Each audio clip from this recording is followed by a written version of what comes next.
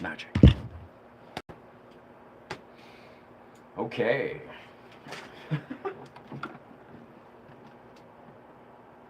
We are live on YouTube. I don't know.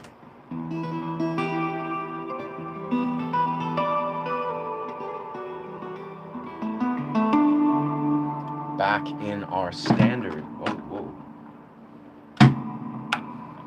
Preamp is just getting knocked. We're sitting back in standard tuning for this moment here. For this moment.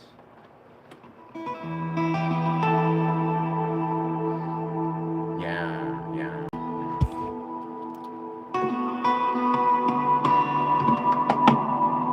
Oi, welcome. Good afternoon. Good afternoon.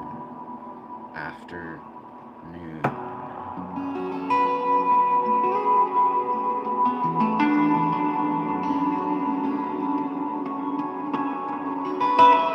Oof. Okay.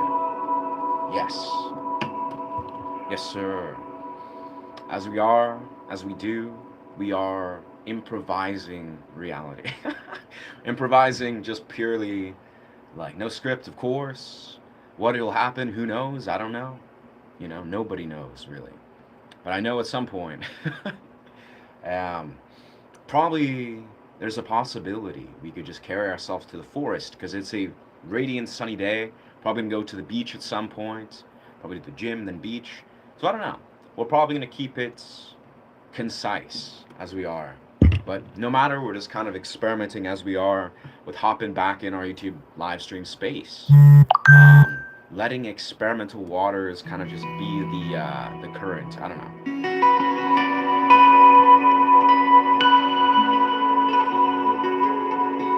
Yeah, but hope you're doing well, dog.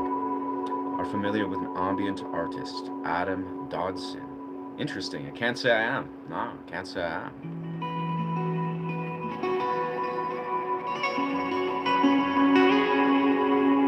Interesting, Adam Dodson. What's this Adam Dodson? What's he like? Like, what's his kind of thing? Ambient artist.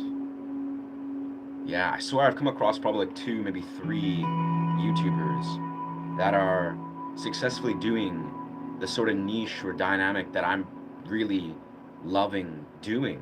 And man, some of these artists, I mean, it's interesting how they're such a rare breed, but they're just like thriving, They're doing their thing and they're just seamlessly creating sound journeys and sending out good energy. And I love to see it. So, any musician, ambient creator that's gone down that rabbit hole, they immediately have my respect.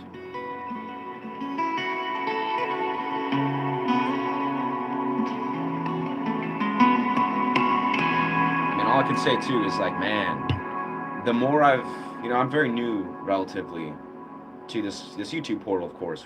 Coming up 11 months as we are, and it astonishes me to this day, just what I feel it actually takes. I mean, it's no surprise maybe for you guys or people that are like, yeah, run a YouTube channel or grow a YouTube channel from nothing. It's what it requests from you is something so beautiful and unique to growing a channel as a content creator from nothing in this YouTube portal. Like, it just requires such a level of thinking that's almost borderline insane, like in a beautiful way.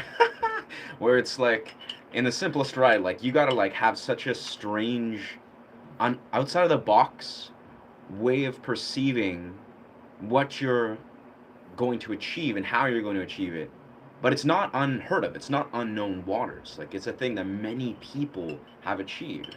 Many people are operating on this belief system and this mechanism or even this philosophy of growing certain portals, communities, channels, businesses, whatever it is you desire to grow.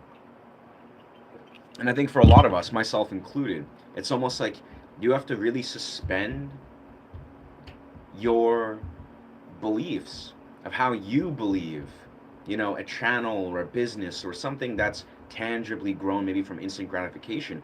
You have to literally just throw that out the window and kind of just intuitively learn to navigate something that is much larger than yourself, I guess, simply. That's kind of the essence of it.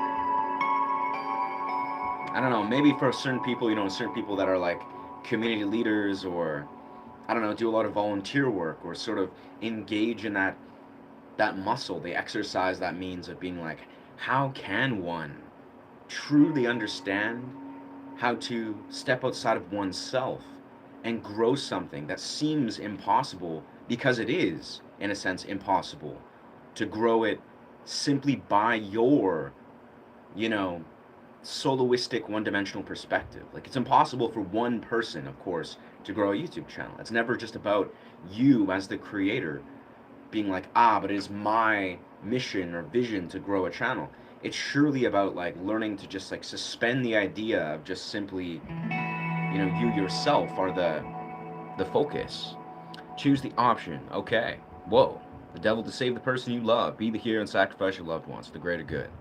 Wow. Homie's throne. Wow. You're giving me a beautiful moral philosophy or ethics quandary. I love it. Thank you, brother. Hey, blessings from British Columbia, Canada to Texas. Magic. I'm assuming, yeah, blessing Corpus Christi, Texas. That's cool, man. So this guy's saying, choose the option. Be the devil, save the person you love. Be the hero and sacrifice your loved ones for the greater good. I would definitely probably be the devil to save the person you love, if this is the one-dimensional argument. I mean, that being said, there's many layers to this, because we're talking about like ethics, like it's like an ethical quandary. But in the simplest right, yes, I would choose to be the devil to save the person. Oh, the person, wait, the person you love. Be the hero and sacrifice your loved ones for the greater good. I don't think that's a balanced argument, brother, unless you're saying be the devil to save the person or the people you love. Because if you're just saving one person, that's inherently, that person can only save themselves, and then you become a devil. So there's no merit there. There's no real reason. But if you're talking about becoming the devil, whatever we're going to define as the devil, if we're talking about a person that is embracing their shadow self and integrating, becoming and embodying the shadow aspects of humanity, to then ultimately, like the devil, in quotations, is not a one-dimensional figure, like this quintessential or hypothetical devil. That person is not just going to become that. They're a person. They're a human being. So they're going to embrace the qualities of the devil, but integrate it to ultimately become, the harmonious features of this quintessential devil. So if it's just becoming a devil to save the one person you love, that is not the choice. That's not a balanced moral quandary, I would say. But if we're talking about be the hero, now that's another loaded sort of perception, is be the hero, sacrifice your loved ones to the greater good. So does a hero even have to sacrifice your loved ones? Like there's a lot there, bro. I don't know if I would, again, if be the devil to save the people you love, like to save the larger construct, and it depends on what we define as the devil. But then for being the hero, that also depends on what we define as what does being the hero even mean? I don't know. So there's a lot more to that than I think just being like it's A or B, because it's not just A or B. But if the way that you've introduced this statement or argument, I would say I don't think I'd choose either.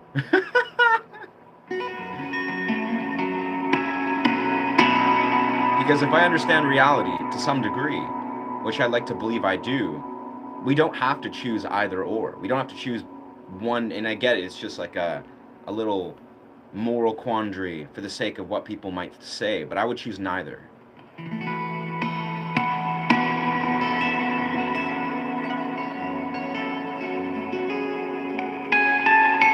Out of curiosity, what would you say, brother?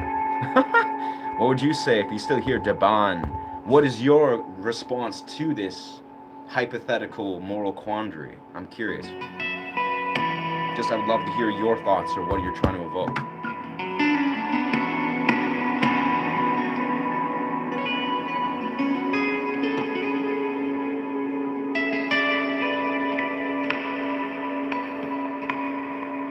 going to add our finger pick here. Master our audio a little bit here. Wherever this... That's what we need here. What an interesting, random question, philosophically or morally, for the dude to just pop in and be like, yo, what is your thoughts? I gotta say, that's awesome. I'm all for it. That's what I think YouTube is all about. That's what we should be doing, friends. It's just not whatever all this is half the time, or all this is magic. But YouTube should be just a philosophical debating platform. How can we be better men or human beings? And let's talk about it. And of course, talking about it's not the way that you do that. You take action. But it's good to better that than whatever else this is, right? Alright, I'm placing my thumb pick here. I think what we're going to do is we're going to hop back to our altered tuning as we are. Let me know how this lighting is. I like this lighting, but it also feels a little inorganic. Devil tends to imply more malicious intent. Lucifer tends to embody the more nuanced aspect of said character. Nuances. Very nuanced. Again, when we're talking about moral philosophy or ethics, very nuanced thing. Like, this is never going to be like, but it is simply this and therefore so it is. Like, it's a very nuanced thing. But again, I'm going to say in this context, like the homie said, he's almost trying to load the question of saying if you are embodying the devil or becoming the devil to save the one you love. Does saving the one you love actually require becoming the devil? But of course, what does it mean to become the devil? Again, in a sort of term, context removed from any sort of theology or dogmatic thing. It's like, what does it mean to become the devil? Most people, you have to actually understand what is disintegral, what is removed from integrity and grace and whatever, to actually understand what does it actually mean to show up in a balanced way that is in integrity. So I don't know, if becoming the devil is just all the negative traits and the shadow traits of humanity, I think becoming the devil is not going to be enough to save the loved ones. Like, there's no reality where you become the devil is actually going to positively save or help your loved ones. They themselves are going to be the ones to save themselves, and you become the devil is not going to help them save themselves. It's only going to demolish you and your sort of morale. I don't know. I'm just speaking. Hello, what are we talking about today? Well, so far the slate is clean, I'll be honest. But we had an interesting talk. Offspring Race Against Myself. Never heard of that. Not a cover artist. Interesting. Offspring, I think I know who Offspring is. I haven't played or heard that song in a long time. But, or a musician. Band. Yeah, we're gonna hop into our alternate tuning and do some improv as we do. 1 second. We gotta flip on our setup here. Yeah, my alternate tuning is weird as it gets. It's dropped B. Well, we drop our 6th string down to B. So I'm taking my 6th string, dropping it down to B, but it's actually off kilter. That is, it's right in between B and A sharp. So it should sound like this. Let me get it right.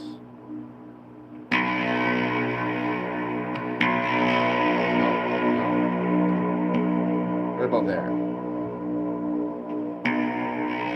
Well, still, it's kind of finicky because, of course, low drop tunings are very, delicate.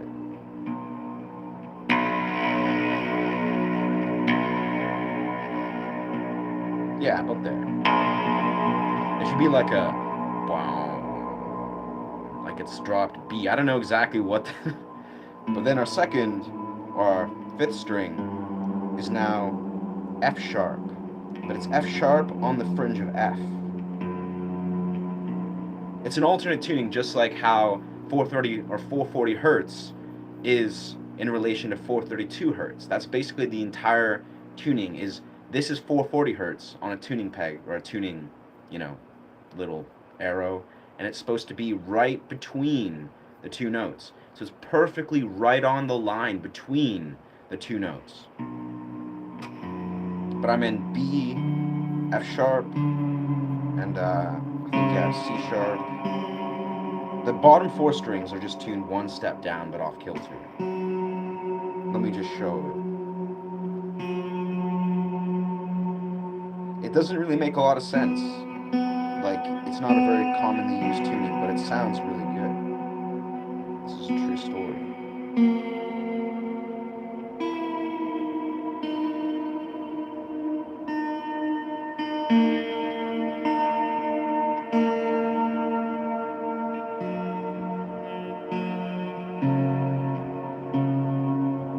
It's basically a drop tuning, like it's a step or so down, but then it's tuned as 432 hertz would be, so it's off kilter. I don't know exactly. Again, I'm not a expert on these weird tunings, but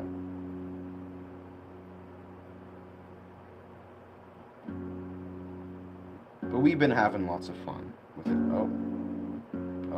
Oh.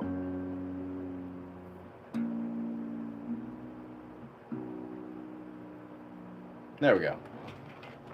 Got to kind of flip on our computer to make sure our preamp stays all locked in, because it's not right now. So here we are. What's going on with my computer? Come on. That's the time. It has the time on. I think I flipped it. I'll one day I'll set myself up before I go live. I'll be like, okay, sound check. I usually do sound checks when I do streams every day, but because I've been like not streaming frequently as of late, it's been more just like, you know what? Why do a sound check? Why even think about anything?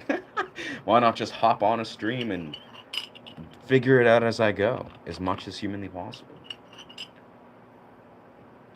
I mean, that's life, though. Life is not, you don't get to sound check life in reality. You don't get to sound check, usually.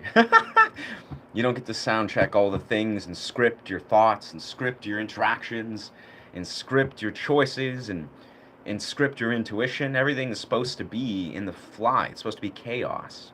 It's supposed to derive and, manifest from chaos. It's supposed to, I would say.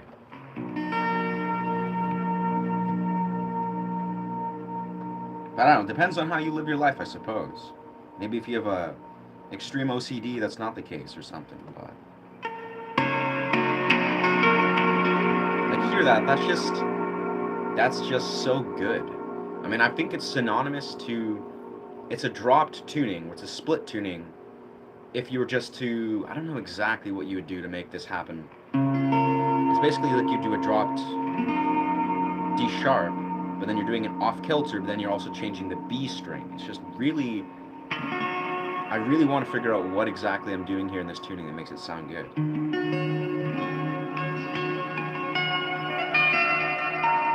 It's probably some sort of weird open chord that's just like a chord that I just haven't identified. That is my open tuning. So let's see. It's a B, F, C sharp, or F sharp, C sharp, F sharp again, and then D sharp. Is that a chord? Is that a freaking chord? It's definitely a chord of some sort. Maybe I just don't know what it is. Been a while. It's been a while. It has been a while. It's at least been a week. Well, as of, yeah. But yeah, alternate tuning, bro. Yeah, it's a cool sound. Hear it from Fierce Week. So I swear, bro, every time, when I first created this tuning, probably like 3 months ago, maybe, that was the first time, coincidentally, that I blew up on a stream space. Like, I went from, regularly getting, like, maybe a couple hundred views to getting, like, I don't know, it was like 1,500 or something, which was massive at that time, because I was getting, like, no views. And I was, like, got a good surge from Russia and India. And it was when I was doing this exact tuning, this weird open B, alternate tuning or whatever. And I was just going nuts because I was in real time exploring this tuning for the first time, and it was blowing my mind. Every sound was just crisp and beautiful. So I was enamored, I was entranced, and then I remember doing a long-ass stream, and I was like, oh, I hit more numbers, and then from there on, it just never went down.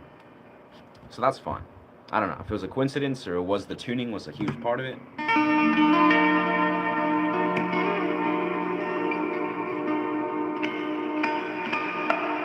I'm gonna replace this baby here. I released a video today, which is not surprising because I'm a YouTuber or whatever, but I released a short where I was like, you know what? I'm going to frickin' start grinding out quality, very targeted, high quality shorts. You know, with an intent, which I typically was doing for a while. That's how I started this channel, actually, was just like, let's just bang out shorts talking about guitar stuff, you know, revealing the secrets and tricks that I do on my guitar playing, which is the way, I think. I think that's a beautiful way to connect with my community and be of service to this YouTube sphere. But today I was like, you know what? I'm just gonna create a video talking about slap harmonics. And I'll be honest, great video. I mean, I don't know, we'll see how it performs, we'll see how it resonates with the people. But I literally basically just explained how to do slap harmonics in the most basic way possible. And actually, weirdly enough, I uncovered and talked about elements of learning slap harmonics that I've never heard people talk about and I've never talked about myself. And it was very simple. Like, the essence of it is I talk about the different attacks of slap harmonics. You know, you just... And the thing that I noticed in real time as I was recording the video is, for one, of course, you're targeting this moment, this part of your finger where it's like the crease, the first crease in my middle finger. That's always where I'm targeting these gentle, light attack harmonics. But if I want to involve, say, the first string, that's when I engage in this ring finger. And if I want to engage in these lower bass strings, that's when I engage in the pointer finger, which sounds pretty obvious, but this is actually the exact way that I do it. I've just never really thought about it. Usually when I talk about slap harmonics, I'm like, oh yeah, you just target maybe like this, and then I just kind of throw it all and lump it all together. But I kind of break down the specifics of how you can target the strings, at least how I do it. Like, it's... Now, there's many different ways to do it, but that's kind of like the actual way that I do it without thinking about it. So let's go, YouTube algorithm. Bless me with frickin' the short algorithm. I don't know. It's funny. I kind of lost faith, so to speak, in the YouTube Shorts algorithm. You know, respectfully being like, you know what? Shorts are kind of, they're low-key useless, you know, in a sense. You know, in the greater context, as a creator, shorts don't really serve you a whole lot. Now, they have a role, an application, and it's a beautiful application. But I kind of came to realize, I was like, as a creator, in the phase that I'm in, shorts are very, very much not the thing you want to focus your entirety on. You don't want to focus all of your energy. Be like, all right, I'm going to blow up shorts, and then it's going to, you know, then I'm going to succeed as a YouTuber. It's like, shorts are kind of redundant. They're beautiful, depending on what your intention is and what you're doing musically or whatever.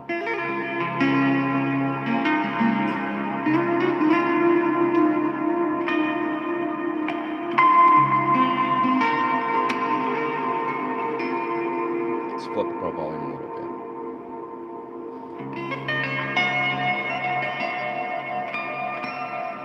But how dope would it be to just grind out shorts objectively and be like, you know what, I'm gonna just bang out like 10 50-second videos and just be like, just throw them out there and be like, you know, maybe one, maybe two per day, and just one of them just explodes or something, just like for whatever reason, which is always, you know, what all YouTubers I'm sure want.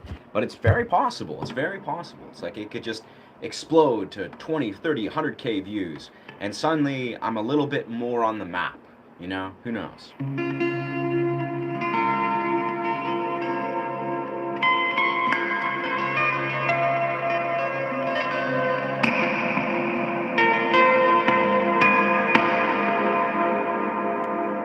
Wouldn't that be dope?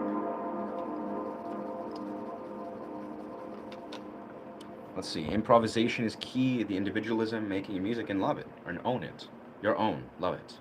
Like having lower voice in the background. Yeah. Yeah, welcome Jumping Jim. I'm trying to recall the context. Yeah. Could you please teach us John Frusciante and Steve Vai Vaughan's left-handed muting technique? Wow. Left-handed muting technique. Bro, I know what you're saying. I think that more exclusively applies to. I mute tentatively, like I do mute strings, but not the same way Steve Vai would. Because Steve Vai is doing a lot of like sweep picking and shredding where it's involving in high levels of distortion on a electric guitar. So that is a unique thing that honestly not that hard to do, I think, but you have to feel that out in a very unique way. Like I don't know how to describe. Like if you're playing like rosin all over the place. Like you're trying to create a sound and you're trying to mute it as you're doing it. That is almost more so exclusive or mutually exclusive to, yeah, like stuff where you're creating a lot of fret buzz, you know, as you're like soloing basically, like Steve Vai, like and do like soloing stuff, which is dope, and using picks and sweep picking, namely, which unfortunately is not my specialty. I can sweep pick, I can do basic kind of like soloing stuff when I really get into it, you know, like when you shred, but muting, I think it really, like in the simplest right, it's similar to, how do I say this? It's similar to, yeah, a lot of fingerstyle stuff where it's like playing fast. Muting just requires you to have an awareness always of exactly when to strike your strings and when you want the sound to, well, halt. So almost like, I don't know, that's maybe not the advice you're probably desiring because that's not my focus or my specialty, but the way I mute strings is like if I hear, you know, I'm playing, I'm trying to more so engage in muting, you know, my right hand or the strings as a whole when it is comprehensive to whatever I'm doing musically. So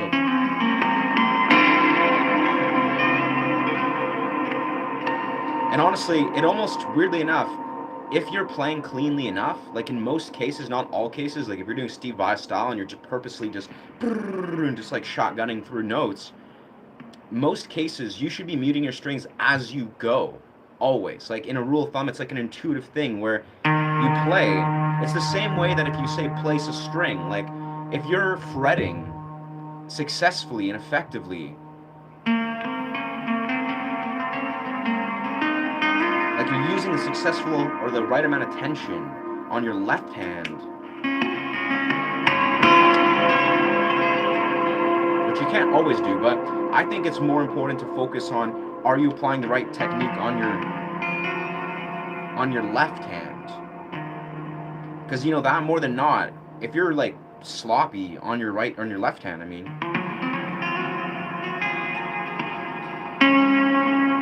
like even there, that's like a little bit much intonation. If your left hand via tapping or via just fretting is a little bit sloppy, or you're not acquainted to that perfect level of tension where it's not too much tension but not too little tension.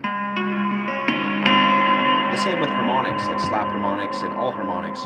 If your hand is not acquainted to the correct level of tension, which in truth is the least amount of tension you can possibly apply, unless you're trying to make a strong attack, I think if you're talking about successfully muting is kind of like a way to, it's like a safeguard that complements clean left hand technique, I would say.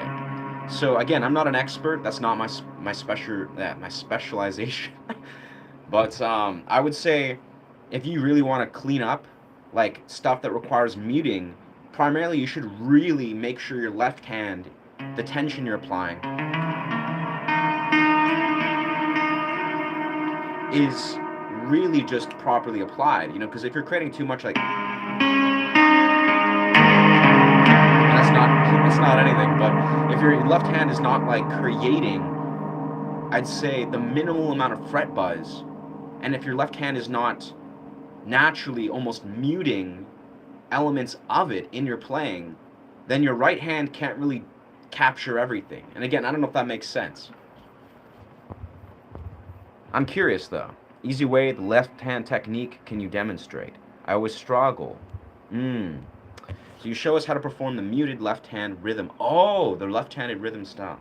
Yeah, bro, these are things I don't really engage in my style. Yeah, left-handed.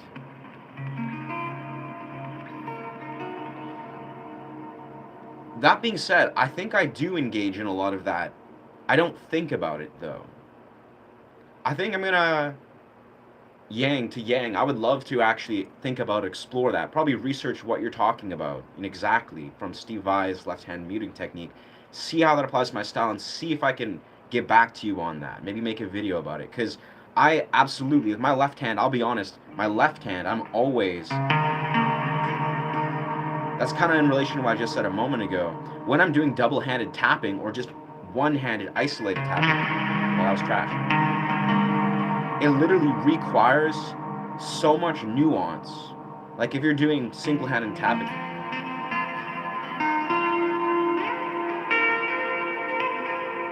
it really requires so much weird little nuances that I'd have to kind of think about a lot and break down.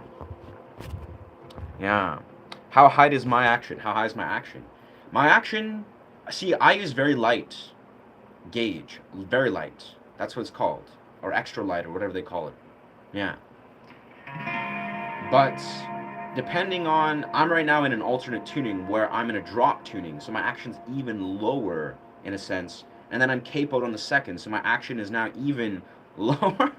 But no matter, I'd say even if you're just in standard tuning with no capo or whatever, yeah, it's about, I would say if you're struggling like profoundly to eliminate fret buzz and mute your strings in relation to like tapping and I don't know, whatever you're trying to engage, there's a high chance that you may, maybe not indefinitely, need to get a different string gauge that is complementary to your guitar and its action and its intonation.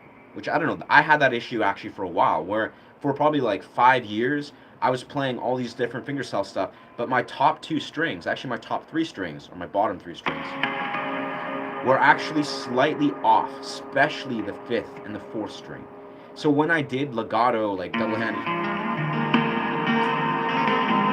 a lot of stuff just tapping and whatever, I would often have to apply more tension and be more careful on my 5th and 4th string when I was navigating those things, especially when I get higher up, and that's not natural. And I eventually adjusted and adapted to that. So for one, you may need to actually say, find a gauge of string, like go to a guitar tech and ask them.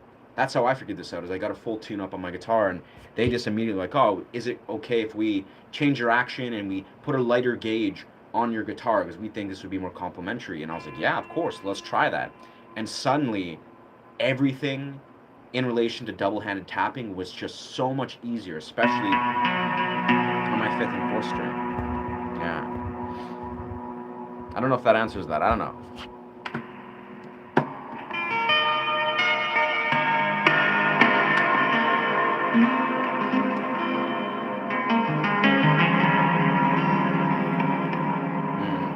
Yeah, the second fret, or second, yeah, fret capo is a wild one. It's a wild one.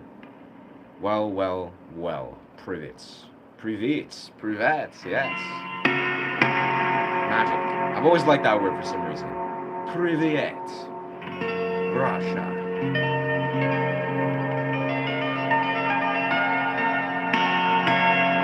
Gotta love Russians.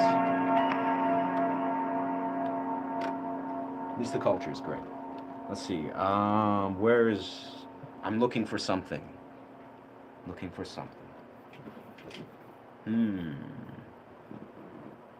Okay. Yes. So we're stoked because we found the chord that we needed. Or not the chord, this thing. This thing is magic for what I'm doing here. I'm equipping, I'm taking my chord and I'm binding it to my other chord. So I can quickly switch from my vocals to my guitar so seamlessly. It's so dope. And thank you so much, brother, for the vow of confidence, the sincere, just gesture. Yeah, bro, I honestly, all day long, brother, anytime, I'm happy to share any perspective I can, for free, of course, about freaking guitar. I'm on this path where I'm just freaking, I love to talk about the things musically, especially. that resonate, that can help people, if it can. I don't know. I'm sure it can. Um, and it's just this information just sits in my brain. Like there's just 17 years of just messing around with guitar stuff and exploring particularly these nuances of my style. It just is there, and I want it to be accessible and freely given to everybody. Like everyone, it's like whether you're a guitarist or wherever you're at in your musical whatever. I think it's people should just unapologetically, unconditionally want to help and share advice about music, especially guitar, because guitar is it's a mind fuck. It's a true mind fuck, and the fact that I've gotten this far, where I'm at, is kind of a miracle in some sense. I mean, not actually, but it's like it's I don't know.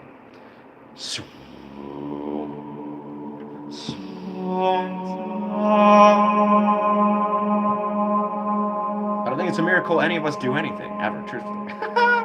I mean, if I'm being blatant or blunt here, it's kind of a miracle that you guys are alive. Like, if you really think about it, I mean, you probably already know this narrative, but like, how absolutely insane, like, absolutely bizarre and bonkers is it, microphone stuff, that you and I are actually alive in this time, like 2026.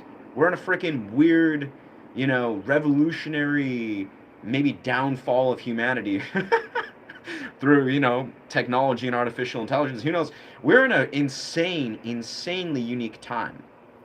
Not only just in, of course, society and culturally, but in humanity. Like, what an absolutely bizarre time. We only live 100 years, and here we are. Here's you, here's me. Like, it's just actually, like, bizarre if you think about the fact that we're alive doing what we are able to do in this time. It's actually miraculous, so to speak. And, yeah, so what a trip. So,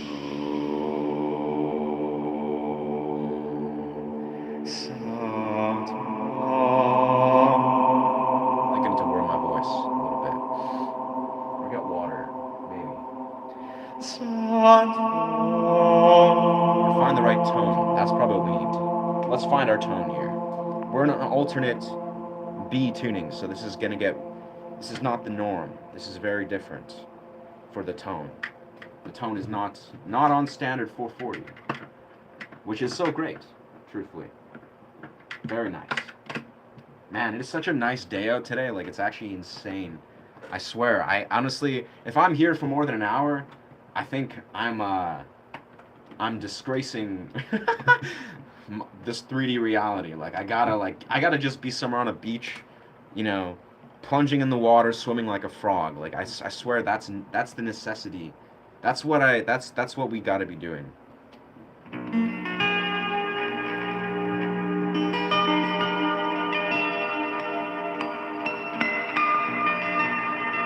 I'll probably live stream from there. That's probably the move. Anyway, let's find our tone.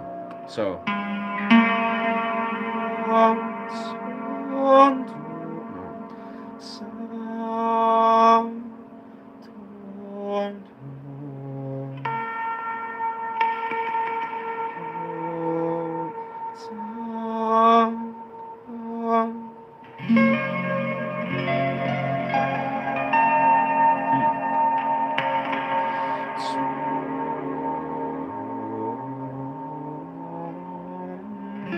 Somewhere there, I don't know. That works. I think it works.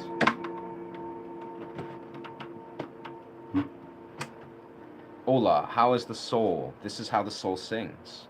Thank you, friend. Absolutely. What's good? Welcome, Phoenix. Welcome, welcome, welcome, welcome.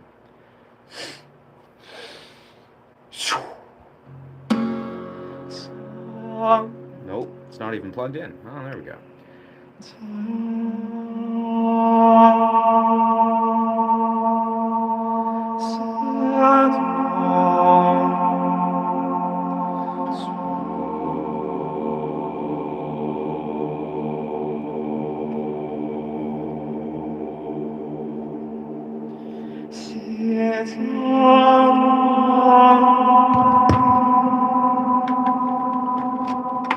do that, and then we are.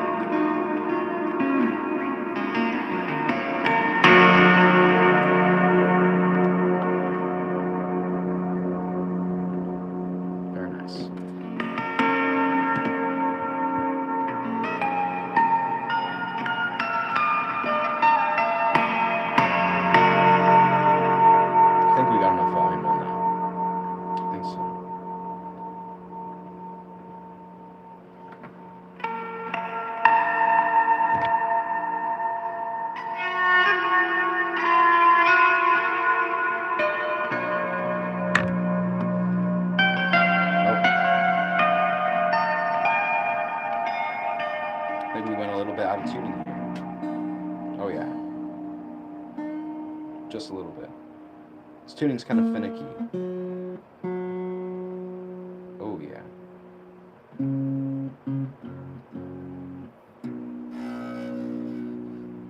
There we go.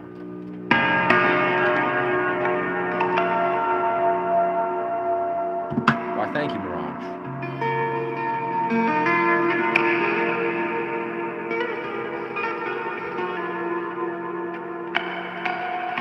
My cat seems to be very transfixed on whatever's happening here.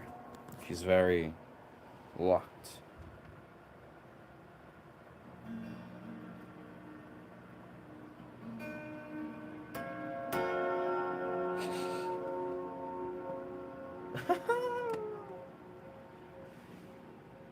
Oh.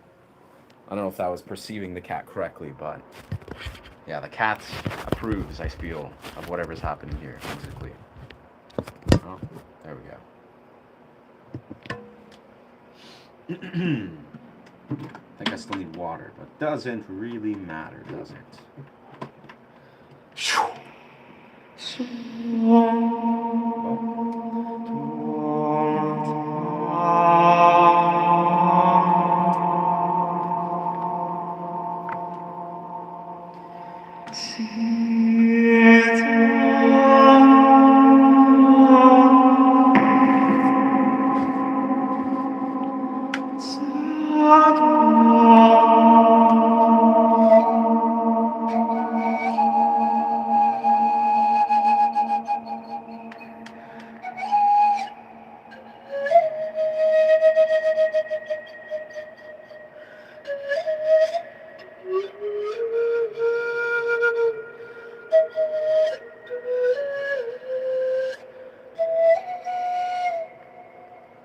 A little bit off kilter, but that's cool. I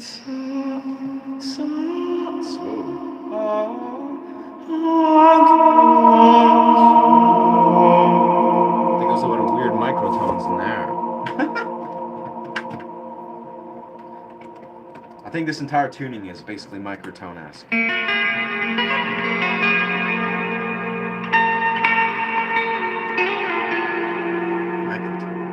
I don't know if you guys have ever heard this one chick, musician, named Ash something. I don't even remember now. Ash something. One second.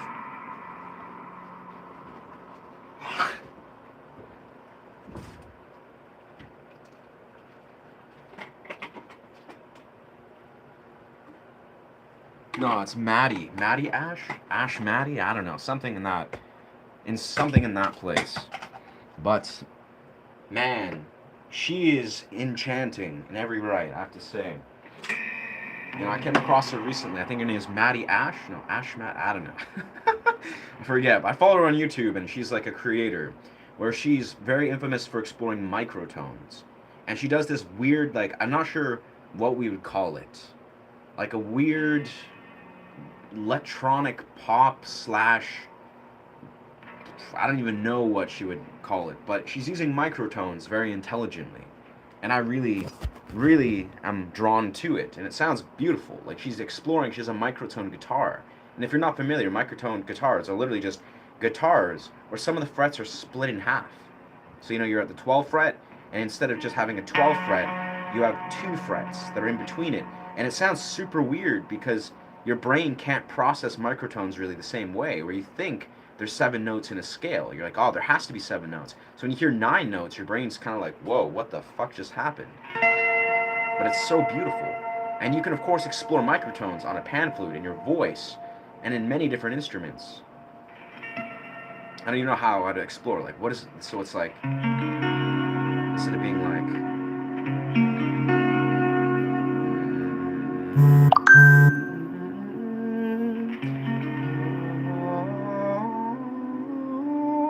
something like that.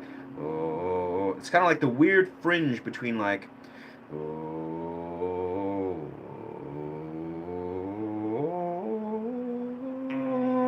like somewhere in those weird off-tone sounds. I don't know. I'm not an expert on microtones, but damn, are they beautiful. All right. that.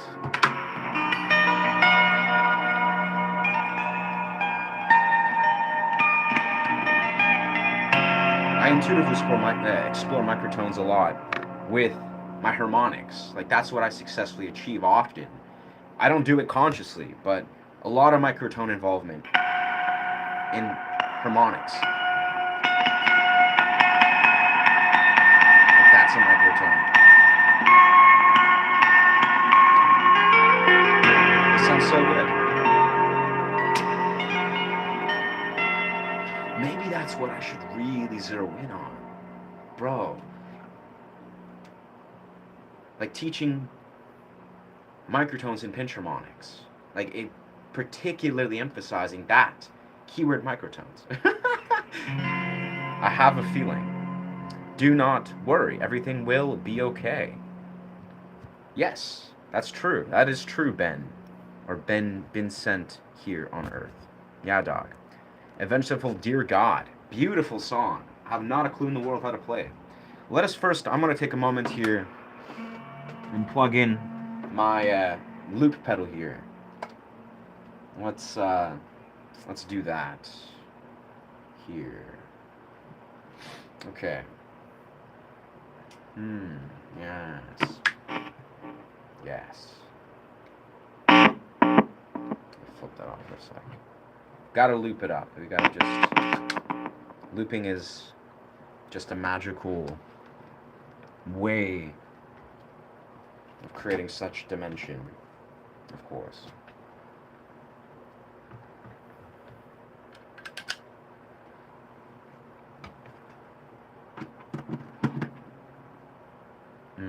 Okay. Shout out RC3. I don't know how it works, and I honestly not sure if I ever will figure it out. But I feel like there's got to be a meticulous, intelligent way to actually, like, let's say, affiliate yourself with products. Like, you know, hear me out. It's like, I feel like as a new creator, I'm curious to find the way to actually, like, you know, shout out products or brands and, like, have conversations with these brands even before you're actually affiliated with them, you know, to get on their radar.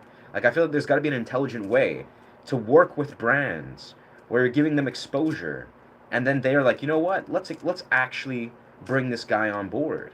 You know, it's like there's gotta be that way. I feel. I don't know. It just feels like that's the way business can operate, but I have no clue how that operates, truthfully.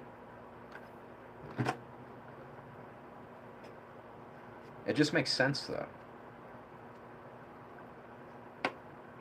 I'm sure we'll figure it out, though, once we get a little bigger. You know, that's the next sort of hurdle, so to speak, that I've, you know, been on my radar for some time, is like, how absolutely extraordinary would it be to get sponsored? Just by whatever, you know? YouTube's little sponsored option, be like, alright, we're sponsored, so everything we do just goes a little bit further in regards to whatever it is, video-wise. And I think that's, you know, where you have to have a minimal sort of viewership on long-format content. And of course, maybe shorts, lives, they all give you the same sort of revenue, but the long format is like the bar that they set. It's often how they want to kind of compare you for whatever reason. But man, once I unlock that in the next coming months, hopefully, what an extraordinary extension. Okay, let's see. Are we set?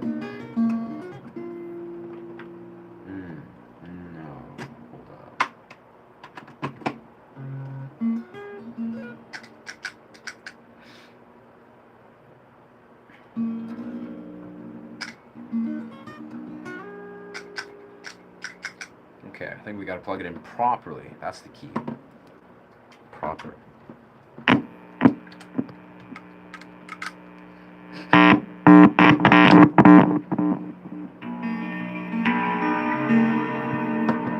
There we are. Magic.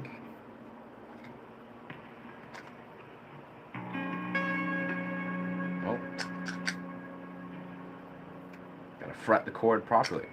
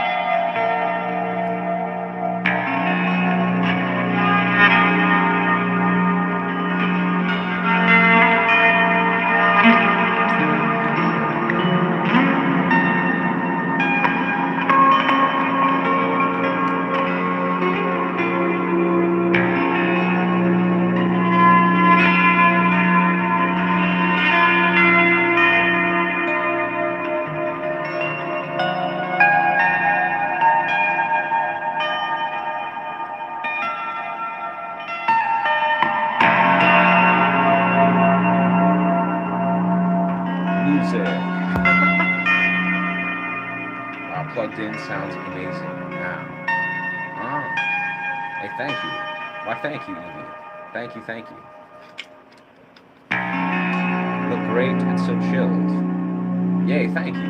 We are, we are chilling. I appreciate that. I appreciate that.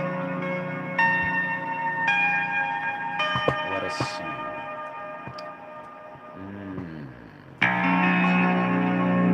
Let's see how our volume is from your guys' side. I think it's pretty good. It sounds a little quiet, but I'm sure on your guys' side it's probably good as it gets.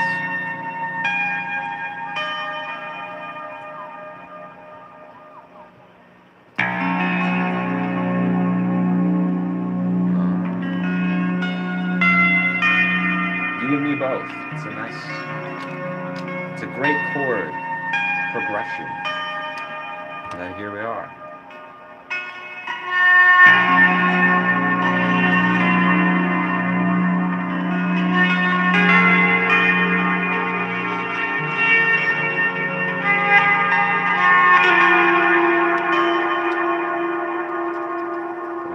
This baby up a bit. That's a good loop. I'm gonna keep that one. That was very crisp. Very well done, I'd say. Cadence hit the mark, I think. So save that. It's there now, forever.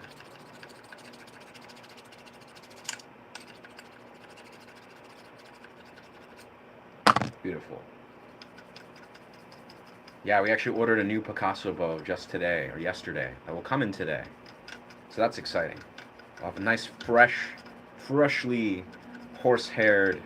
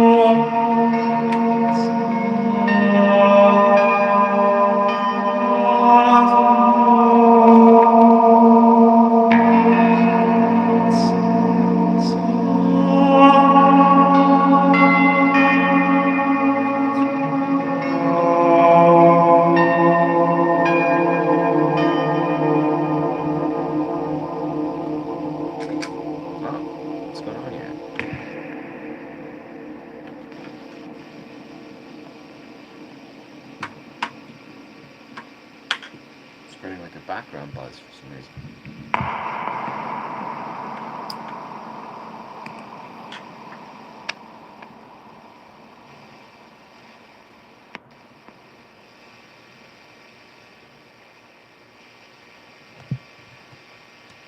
That's weird. Could be a cord is kind of doing something weird on one of my cables.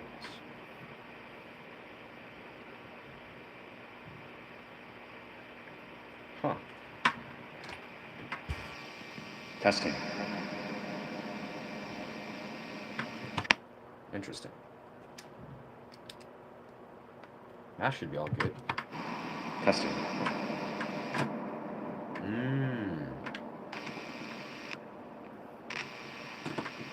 How's it doing out there?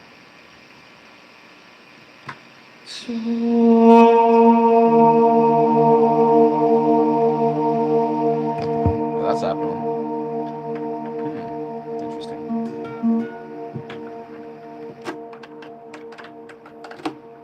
Something with the way this is connecting through that. Interesting. Background buzz. Yeah. Yeah, nah, it's something. Beautiful sound. Thank you so much. Brilliant.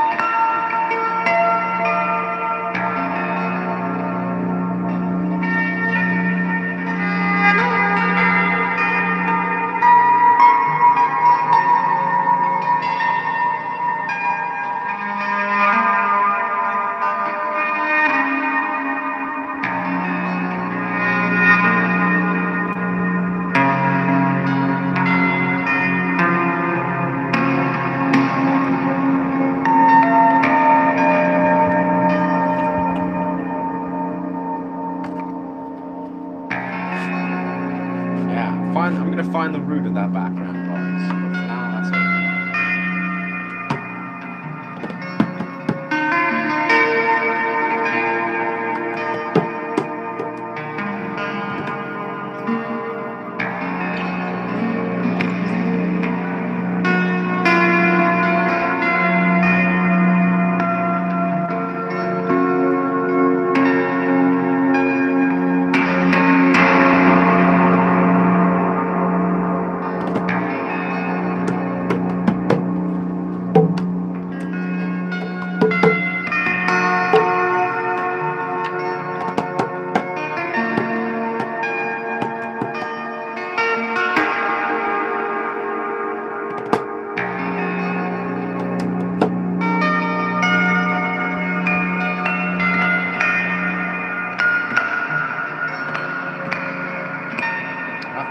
That angle's not working.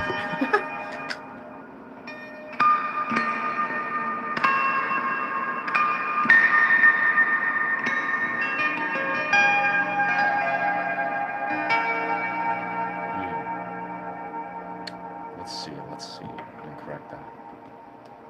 Very nice.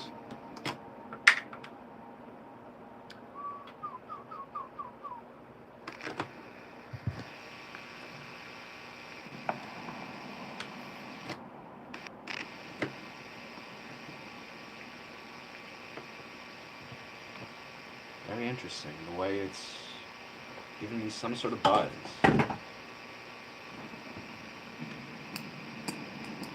Microphone's not on. Maybe it's just the way the chord is kind of placed.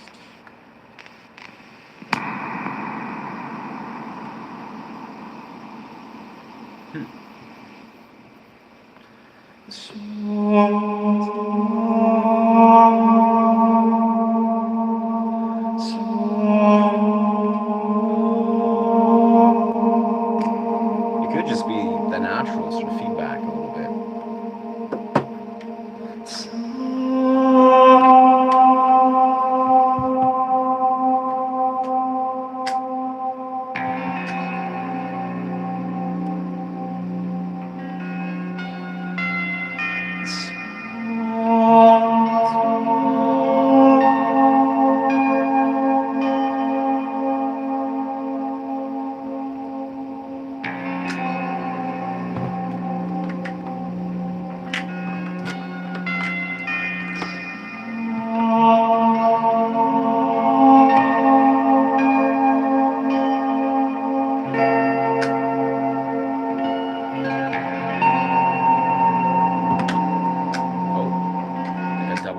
Fantastic.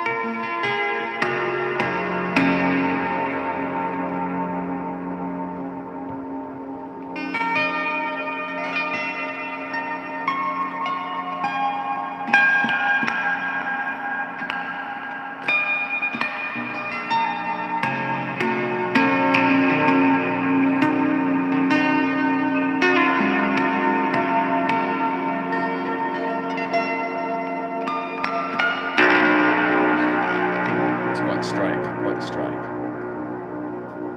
Even the static buzz adds to the atmosphere. Magic, I agree, thank you. I mean, it's a very gentle sound. I think that was just extra gain, but magic, thank you. Why, thank you, Lemon Pilgrim. Thank you, brother or sister.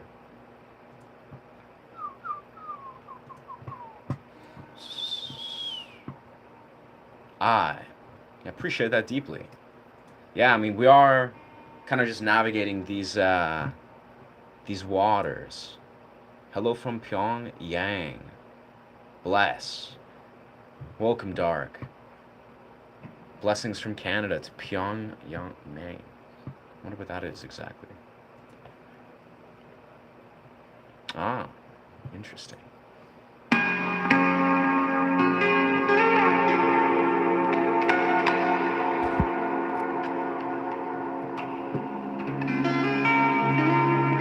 I'm gonna try something right quick. Let's try something. So we have our setup here, kind of here.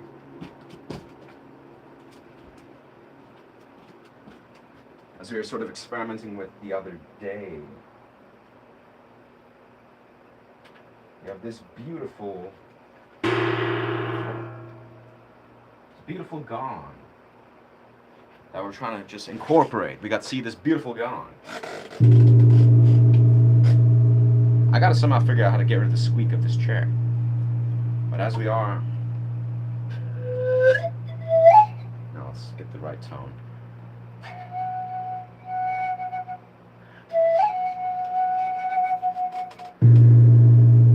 Let's maybe speed that.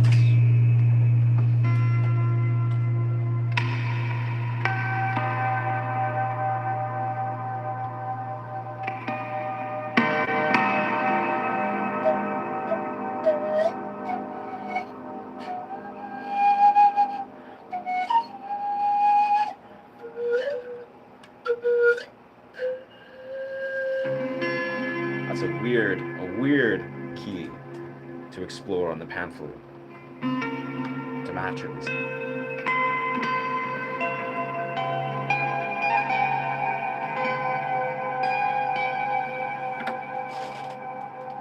Let's kind of match this.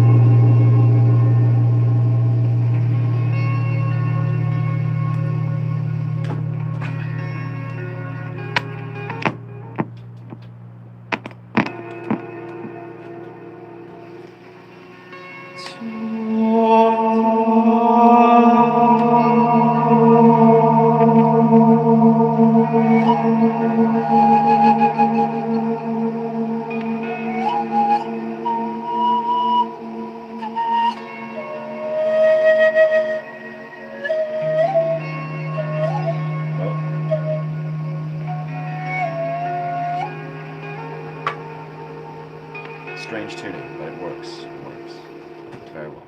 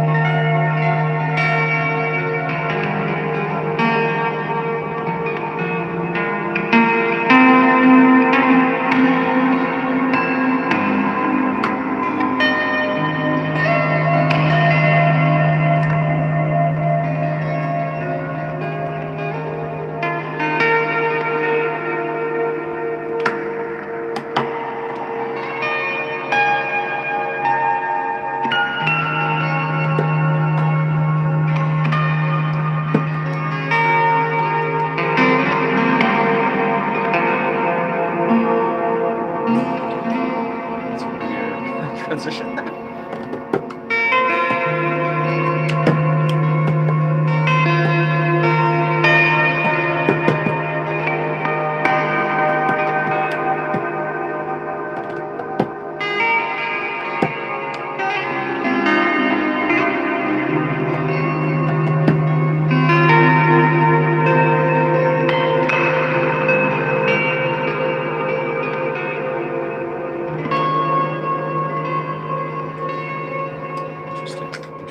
Interesting. I don't know. Bro, am I looping? I am looping. Yes, sir. Yes, you know it's good when you get all these calming visuals. Wow. Thank you for sharing.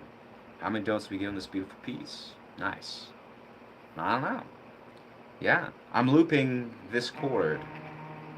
It's a beautiful chord. It's a chord that I've recently been exploring. It's a weird one.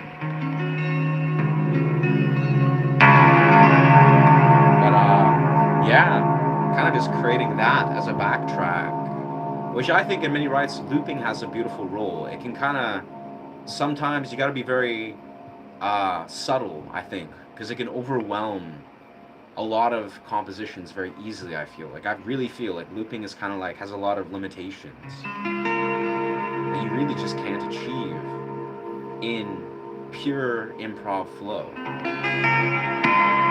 You know, the nuances of how notes stream into each other.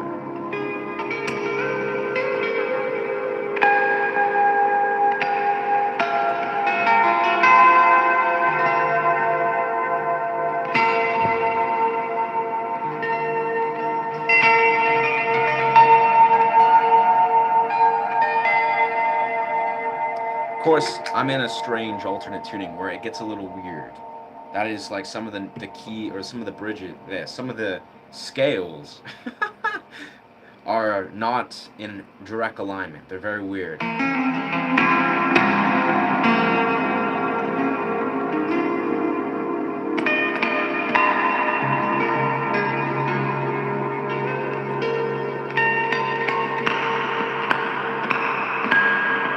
think I'm gonna replace my finger pick here just slightly.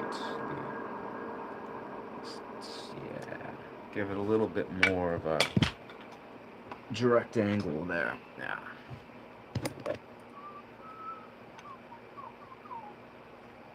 Yes.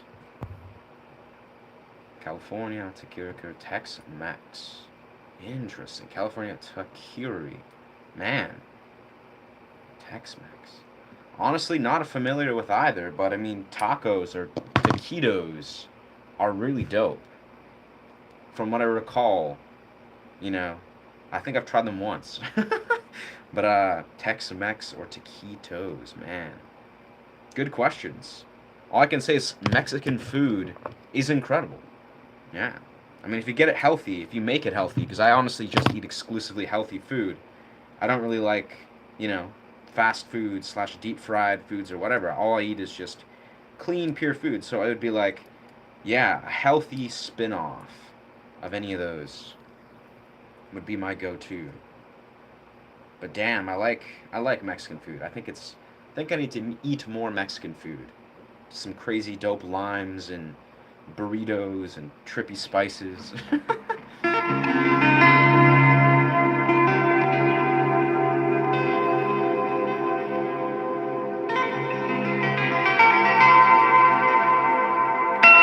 Whoa, there they are.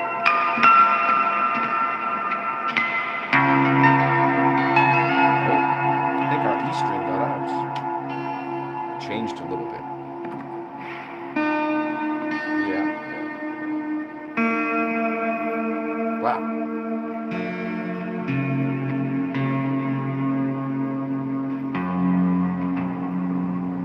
those are the breaks.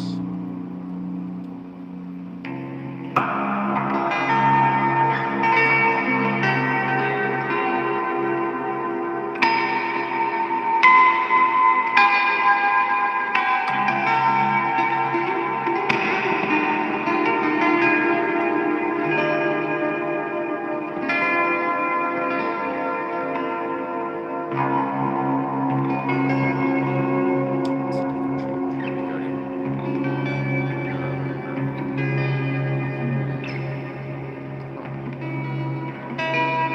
Oh,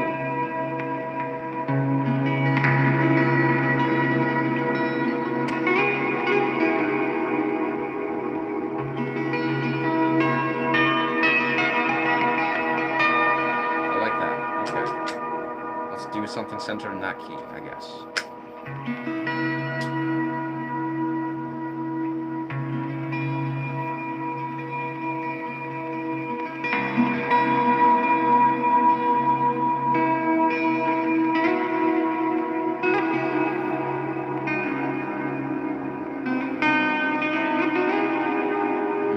I made a weird turn, but oh well.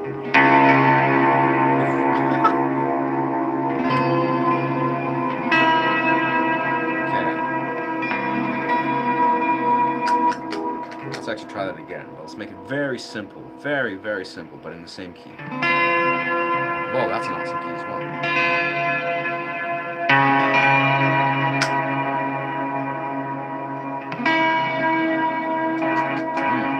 My looping skills are just diminishing by the second.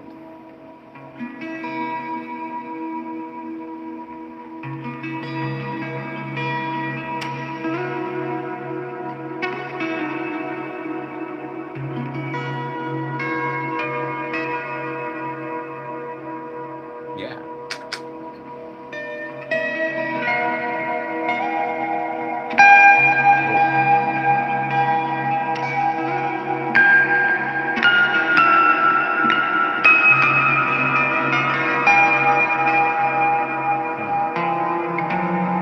This is a really weird key. Really weird key. But this is cool.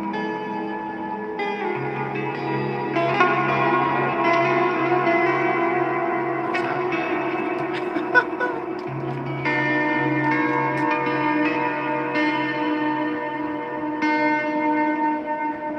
Alright, I'm determined. I'm determined to figure this out. So we're in this key.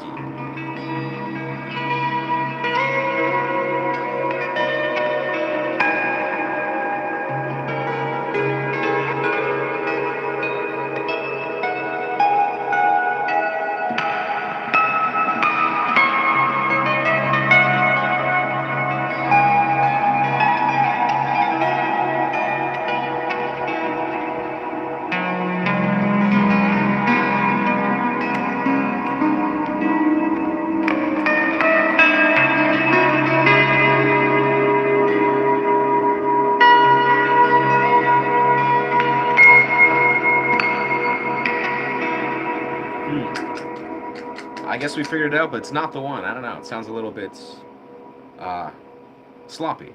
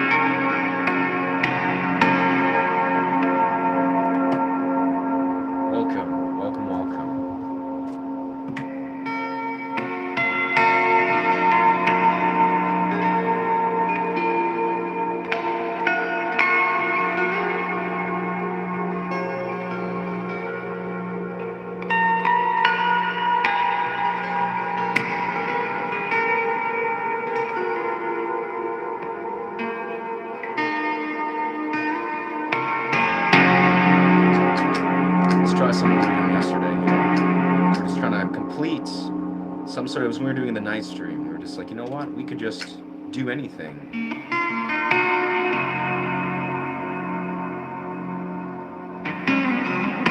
Oh, messed it up already.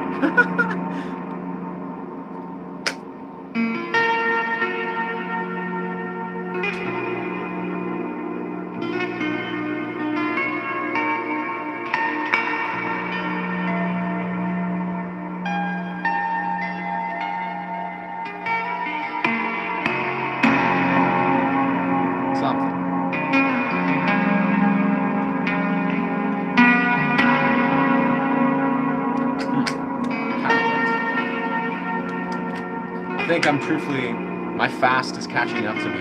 What time is it even? Oh, let's see. 1:27. That's pretty early still.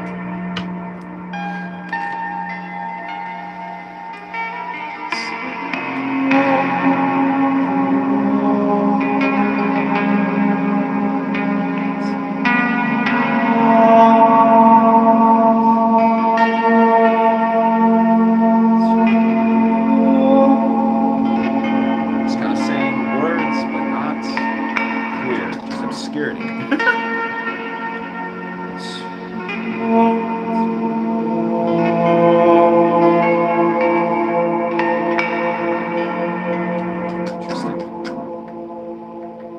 Interesting. I think we could do more crystal clear with that.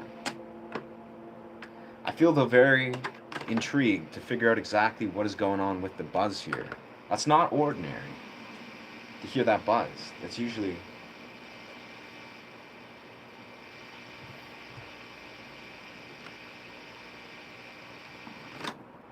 it's surely something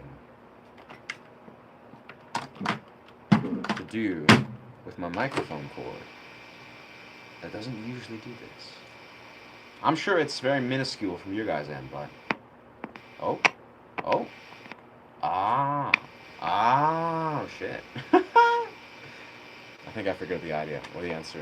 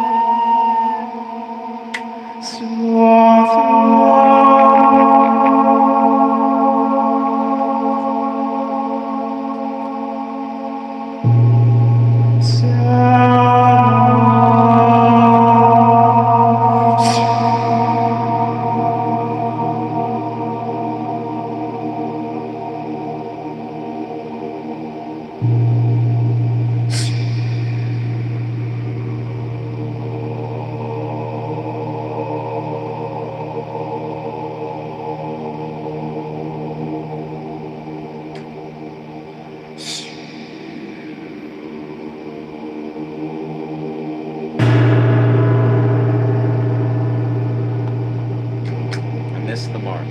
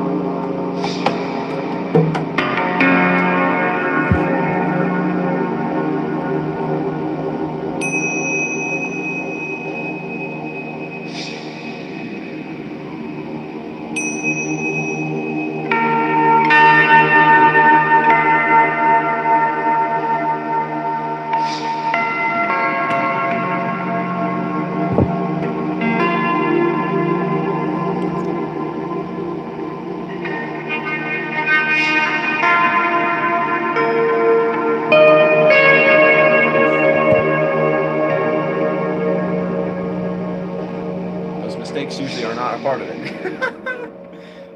Interesting. Interesting. Interesting. It's attuning. It's attuning to something. Something.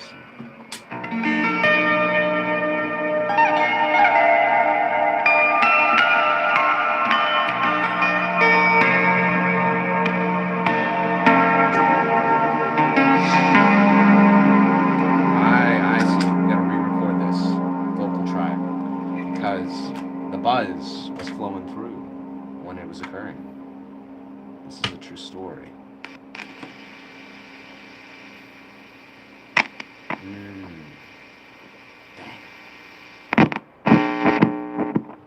I think we may need to switch out the cord actually for that to see if that is the solution to this issue here.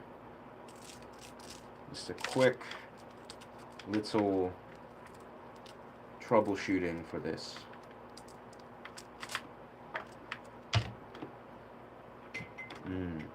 Hopefully this is the solution.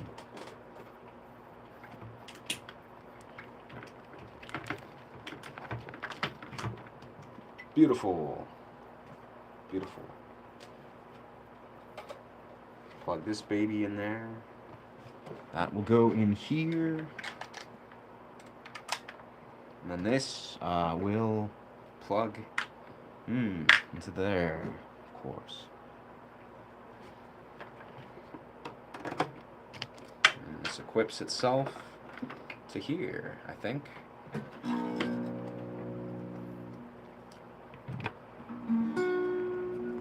I think I'm gonna switch those guys. Let's see. Oh.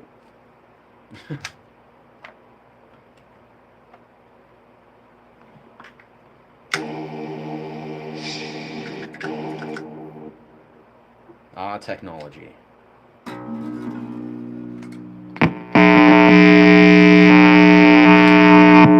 mind that. It's just our friendly. Yeah.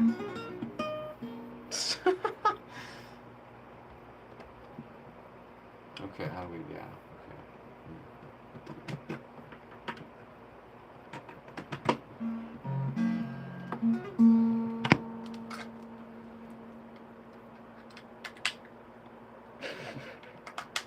All right. Let's see if we fix that. I think that was the solution. Let's double check.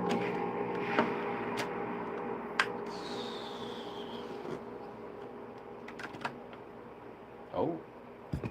Testing. Nice. Yes. Let's go. Troubleshooting. Let's go. Now we're back to a crisp, buzz-free sound. Very nice. It just feels so good. Alright, get this all equipped.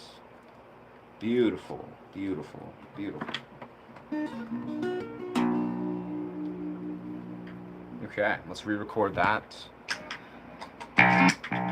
No. So...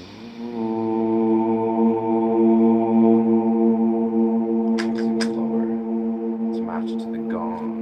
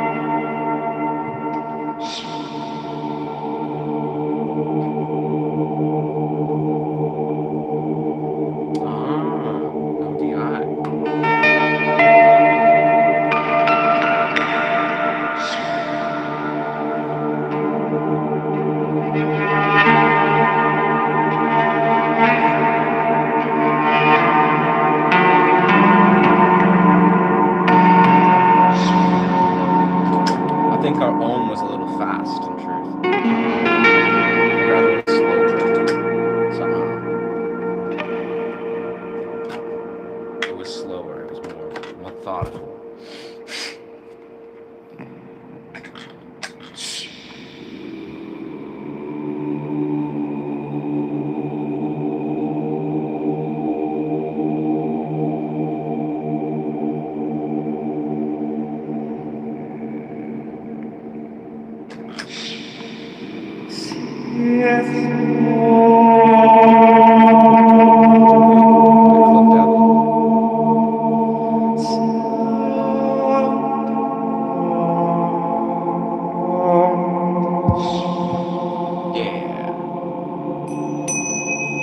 Why, thank you. Thank you, thank you. Thank you, thank you, thank you. Sounds great on surround sound, too. Good to know. It's mastered. It's mastered very well. Thank you for the gift. Bro, the way he just switched up.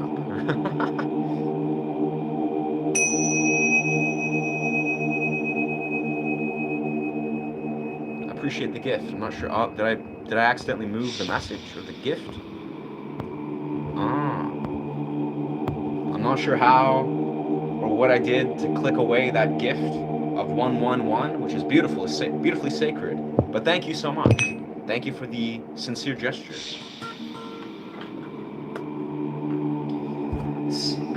Yes.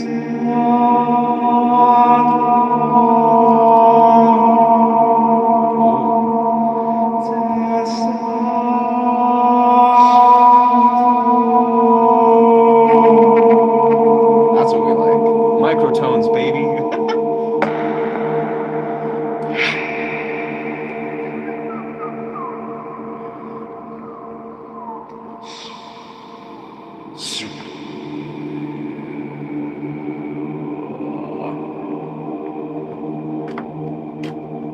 Mayan sounds or something.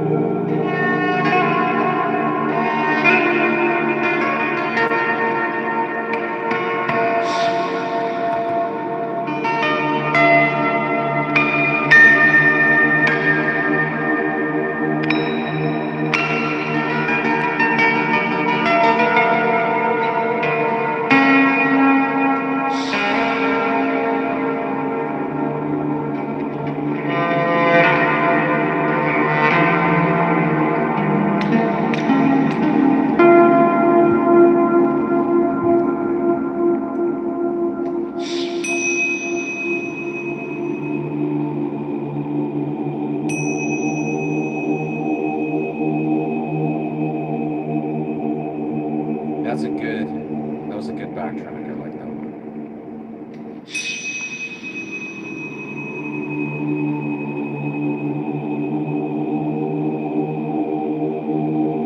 Very nice. Let's keep that one. Let's keep that guy forever. Save that.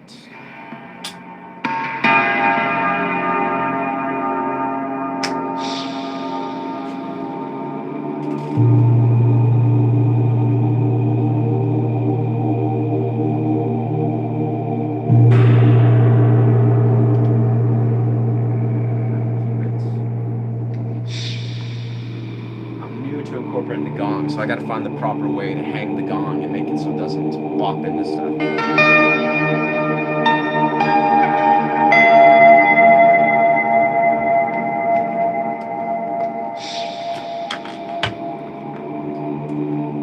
Looking outside yourself, seeing into the deeper realms of possibilities within the infinite nature that you are.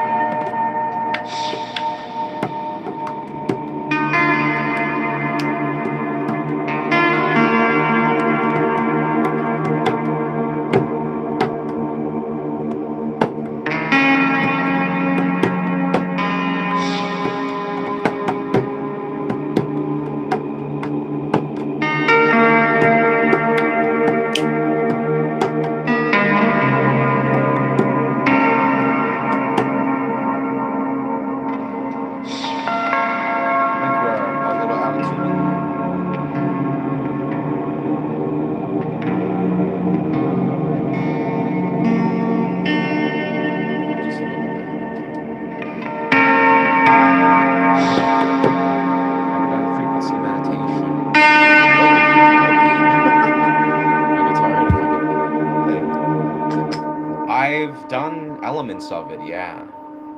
Let's feel the music vibes. Thank you, brother. Thank you, brother. Yeah, Lindsay, I've done little blips. I've done like sound healing journeys with a previous partner. We do like yoga. She'd do yin yoga, and I would do sound journeys. And that's kind of how I began doing this like several years ago. And then I just started exploring this tentatively. My desire as I'm like, I consider myself a sound healer as I create sound journeys. I don't like cordially spend a lot of time as of late, gigging sound journeys per se, but I would like to start doing that. That is, I want to start like going to specific studios and like, um, I do this a lot on YouTube, of course, and I do busking setups where I do this kind of stuff. But I want to start doing cold plunge sauna facilities where they hire sound healers, and I would just do this basically, all of this in whatever I want.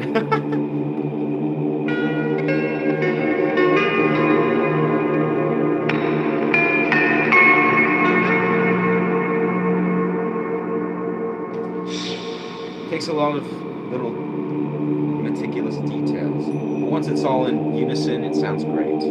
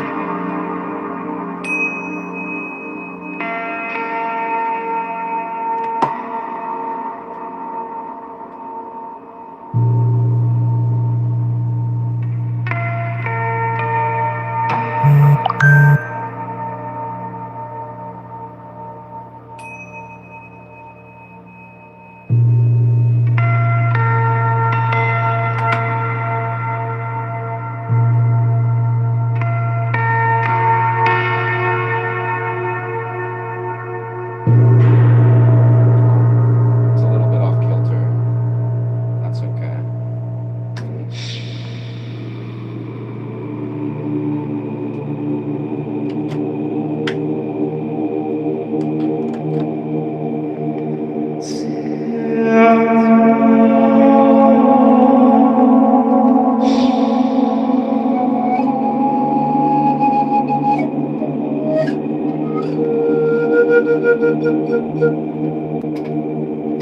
Feel the idea will be to get so fluent at doing this that I'm looping a new vocal backtrack every single bar or so. So we'll keep that guy, but let's do a fresh loop sequence and experiment with that. Let's try to do that. So we'll start as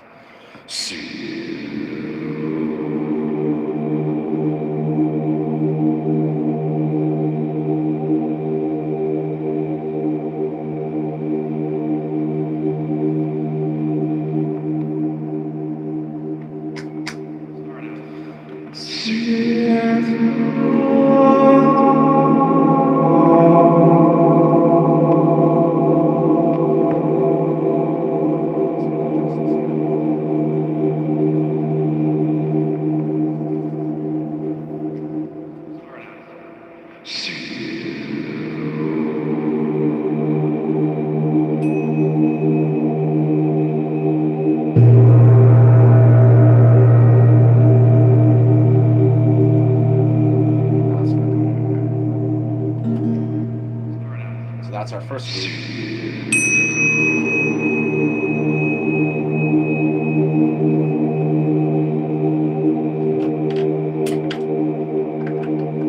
And we do whatever we want from there.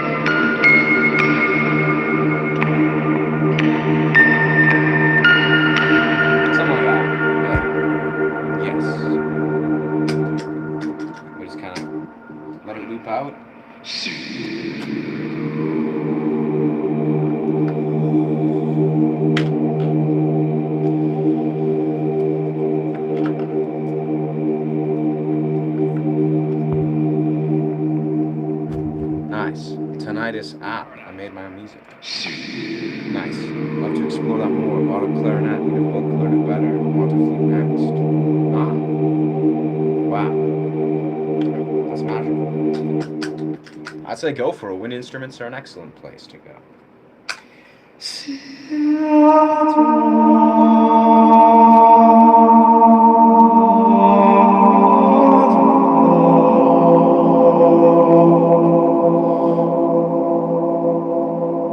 I'm not sure how that attack is started. Yeah, I like the.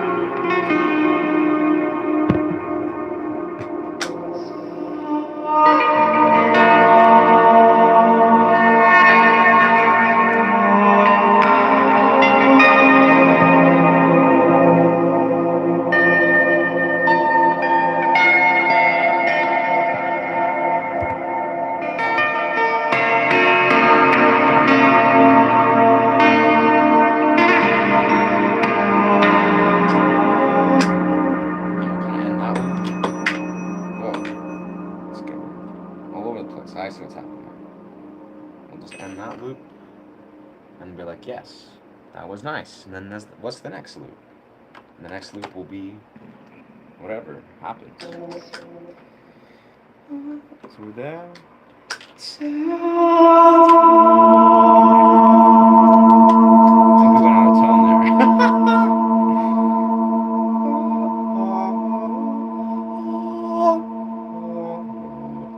Yeah, my voice is probably very coarse right now.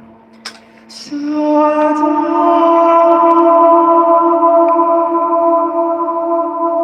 might have clipped out, but I don't know.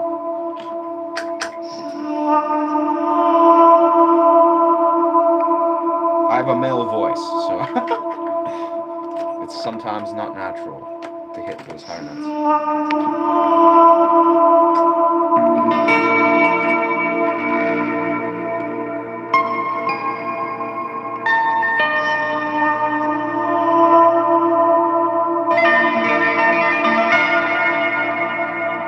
Do that for a couple bars. I don't know.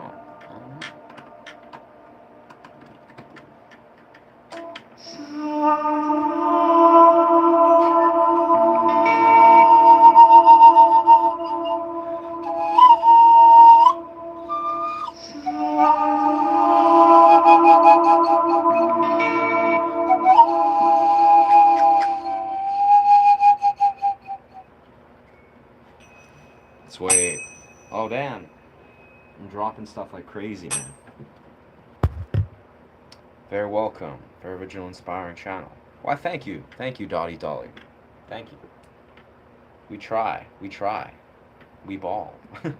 Testing. Looking outside of your perception. seeing through the illusions of this world and understanding the core mode of consciousness you are beneath what is in front of you. Ashe. Aishka. Sia. That was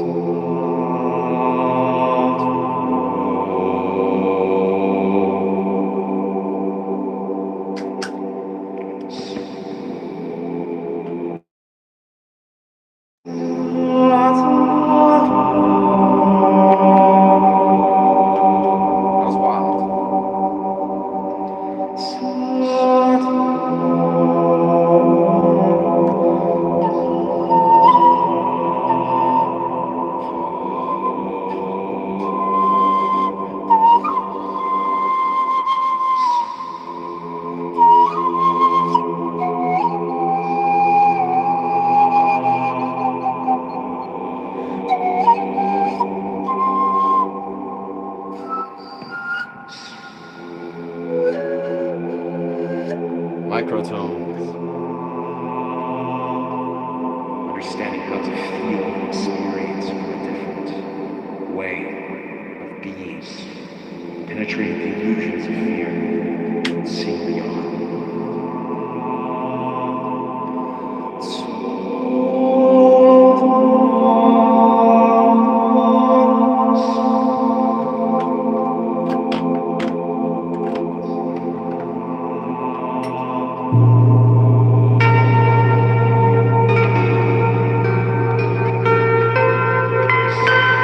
Oh, we're in a different key now.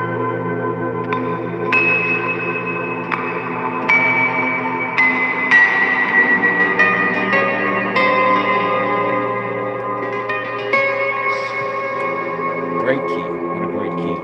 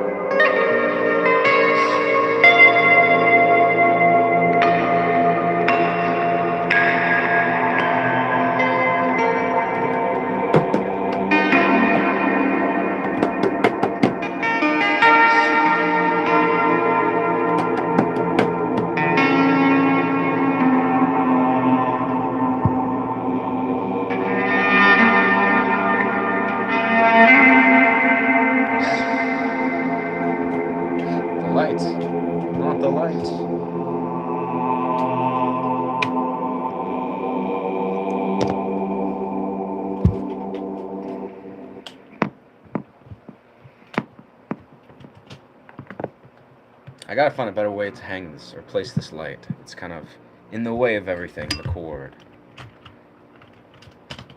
That's probably a better spot. That's a better spot for it. Whew. Wow, that was trippy. Thanks for checking Ryan out. Magical. Thank you. Thank you, Phoenix. Do I have more than one flute? I do. I've been gifted a couple flutes. I don't know where they are. Little flutes, like regular flutes.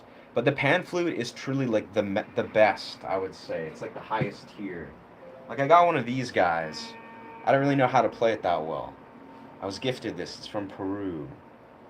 Yeah. It's like a weird. Where does it go? Yeah, that's the right. Yeah.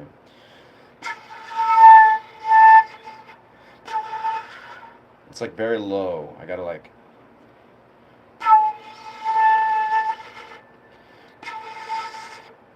How do I do this?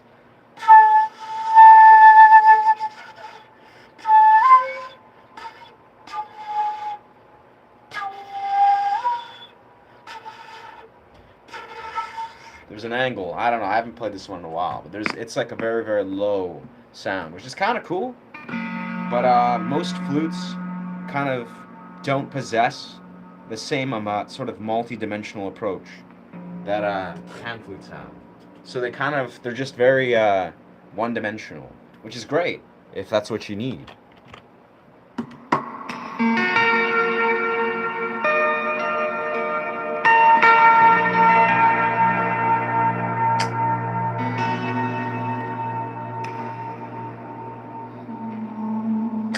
Oh. Oh. Oh.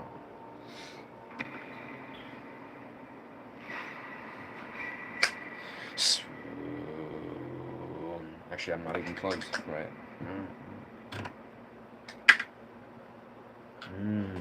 I see.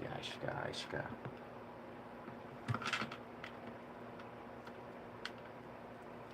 Let's retie this baby together. Make it nice and complementary to what we're doing.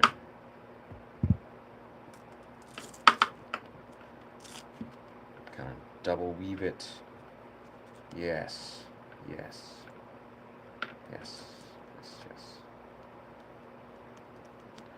Whew.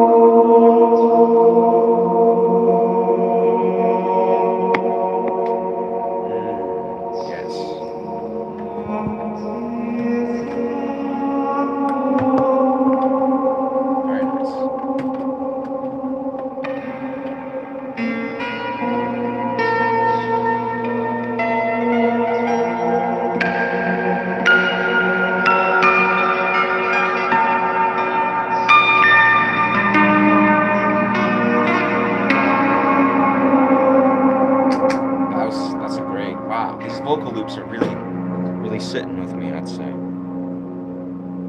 I'm enjoying them thoroughly. I'm gonna go back into two, so we're not in two.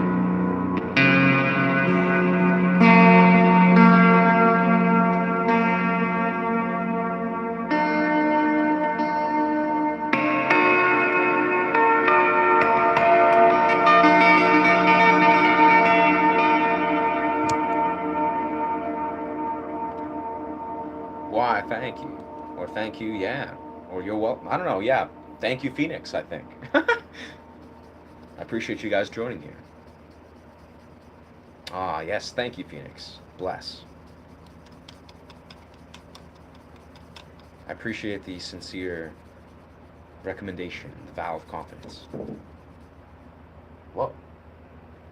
What was that? Oh, I see.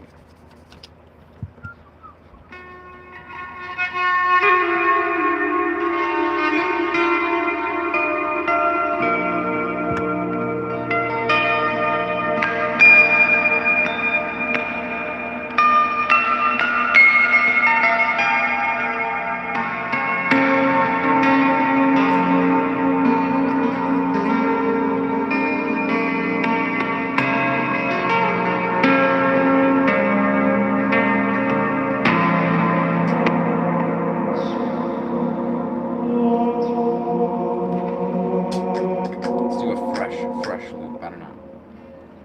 I'm just very much enjoying these beautiful. Yeah. Let's kind of do this. There we go. That's yeah. That's yeah.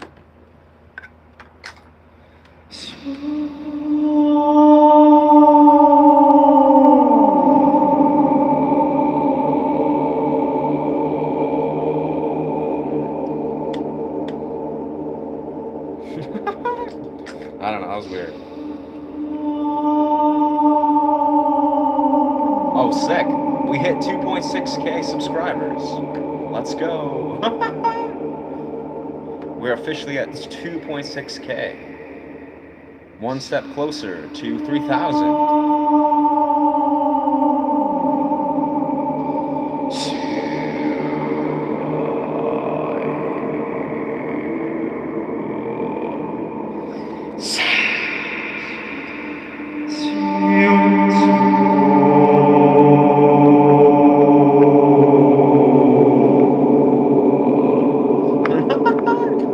Those are microtones, ladies and gentlemen. I don't know exactly how it plays successfully. Oh, did I unplug myself? Testing, testing. Is everything unplugged now suddenly? Hold up. Yes.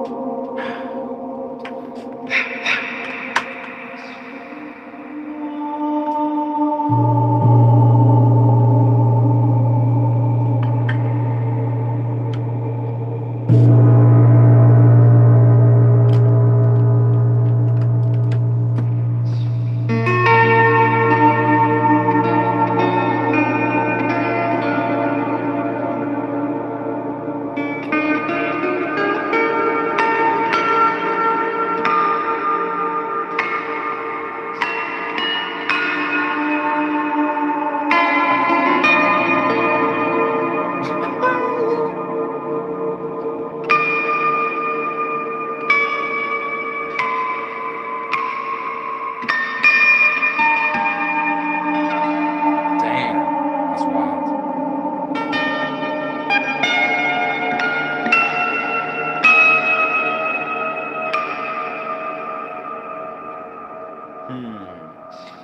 Wow, that's so wow. That's wow. Huh. That's interesting how that's like microtones. Well, it's a scale, it's a key shift, because the way the vocal goes like goes like through the it goes through this it goes down through the key shift into a microtone, back into a second key shift, and then into a third. I don't know, it does like a weird key shift thing, and then you can play with harmonics on top of that, which makes it sound like some weird, like Egyptian, otherworldly alien experience.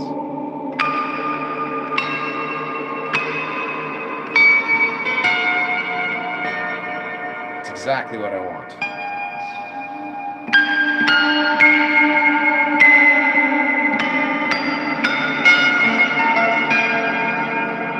Super wild.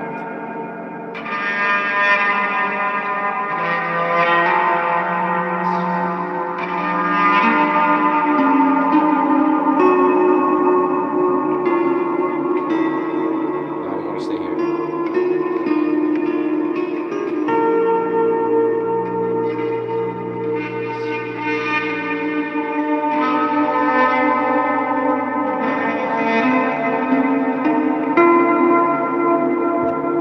Wow. Intentionally very eerie. I think we gotta save that. That's super dope. Who doesn't love weird eeriness? It's like you're just in a Mayan temple or something in an ancient land and being like, what? Where are we? Okay. Wow, that was cool. Let's try that again.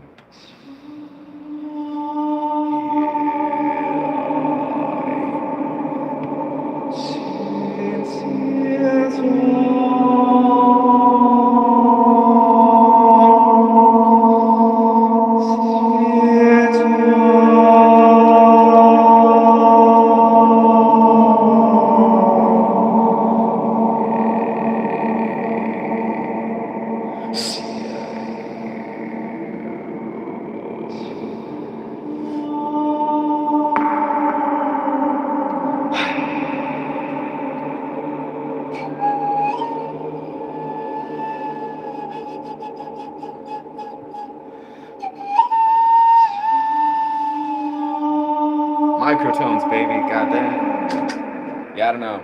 This is literally the kind of stuff that I hear in my head and I play with when I'm on mushrooms. I'm not on mushrooms right now, full disclosure.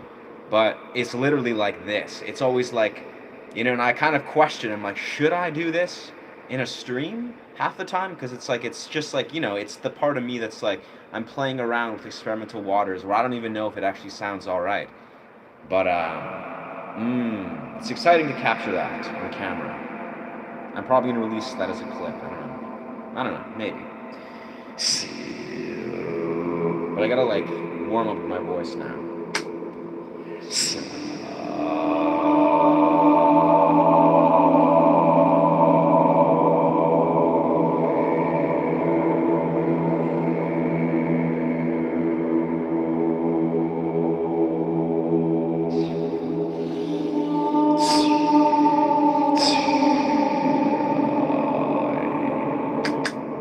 I don't know, I can't do throat singing that well. I can kind of, though. It's fun, though. Go for it, sir. Hey.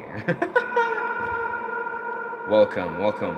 I was thinking it felt like walking through a cold Russian heavy snow. Nice. Nice. Yeah, that's, hey, man. I mean, miss, it's real. It gets real. Like, it gets... That's the beauty. It's like microtones, what I really enjoy about them is they specialize in creating like, because key shifts are nice. Key shifts are eerie. You hear it in really good music. Like your key shift really does produce something magical. But a microtone key shift is it sounds like you've just teleported to a different dimension because it's not used in humans very frequently. That's the point.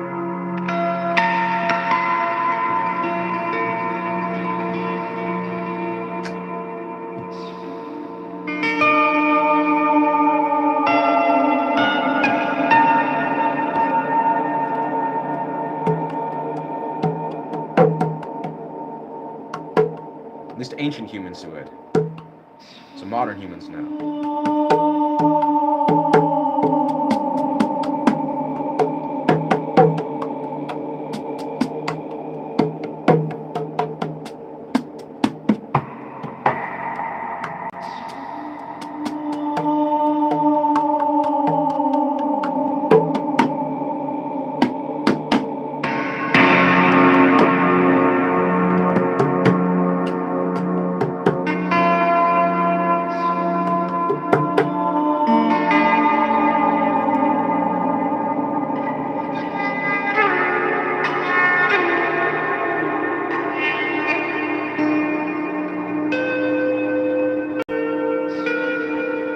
all I hear now in my head is like weird, well, this, like microtone shifts. It's great.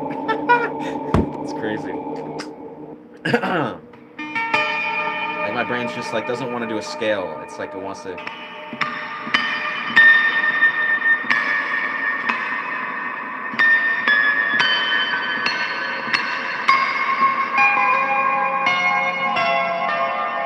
It's interesting. It's big. It's like a backwards scale. You can do like.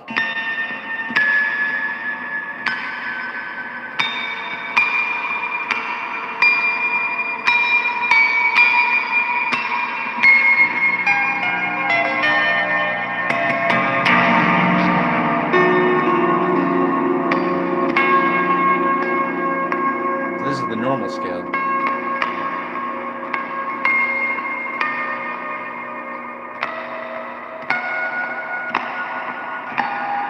But I can go like.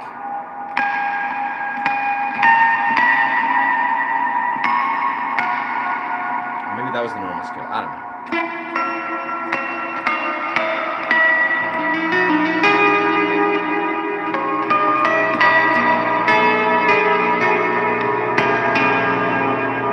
It's so beautiful.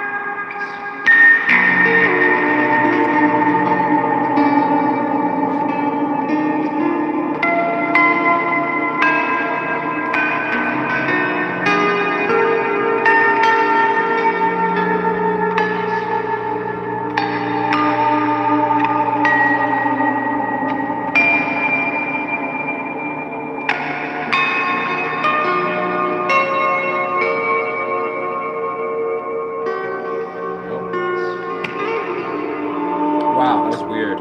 Somehow all of that worked except for one note. All of that worked except for one. And even then, I could make it work, but I didn't want it to go in that direction. Super weird. Wow. Goddamn, microtones, bro.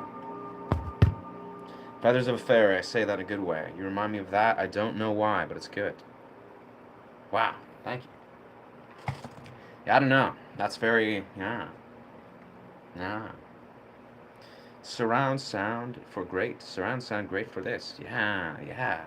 Absolutely. It's very mastered.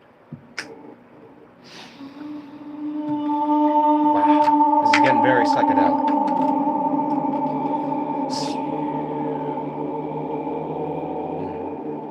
Oh, I didn't have it flipped on. There we go.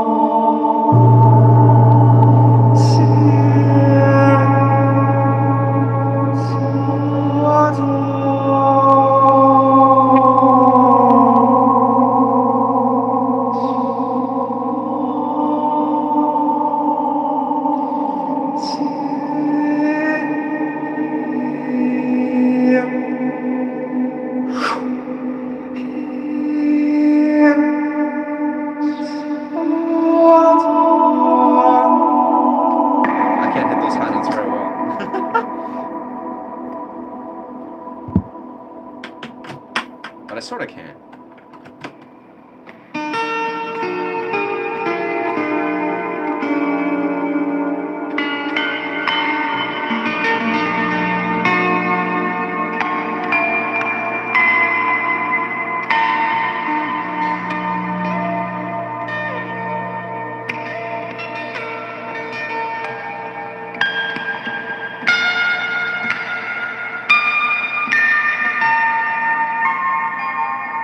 I don't know why I'm hearing a lot of like, well, I know it's um, a lot of that. That's a microtone that they use, or like a key shift kind of. I don't know what if it's a microtone shift, but that's like a beautiful shift that they do use in Assassin's Creed theme at some point.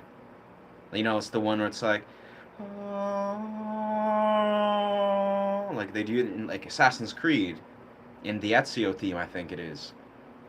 But they also do it a lot in like Dune, and they do it a lot in like weird stuff, like weird music. They use a similar kind of structure of like scaling through.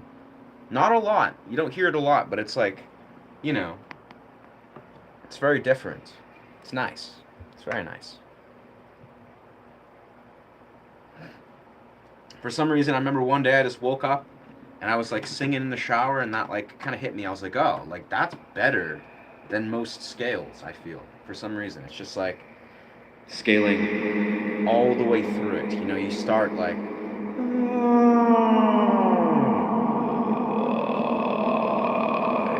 you're down.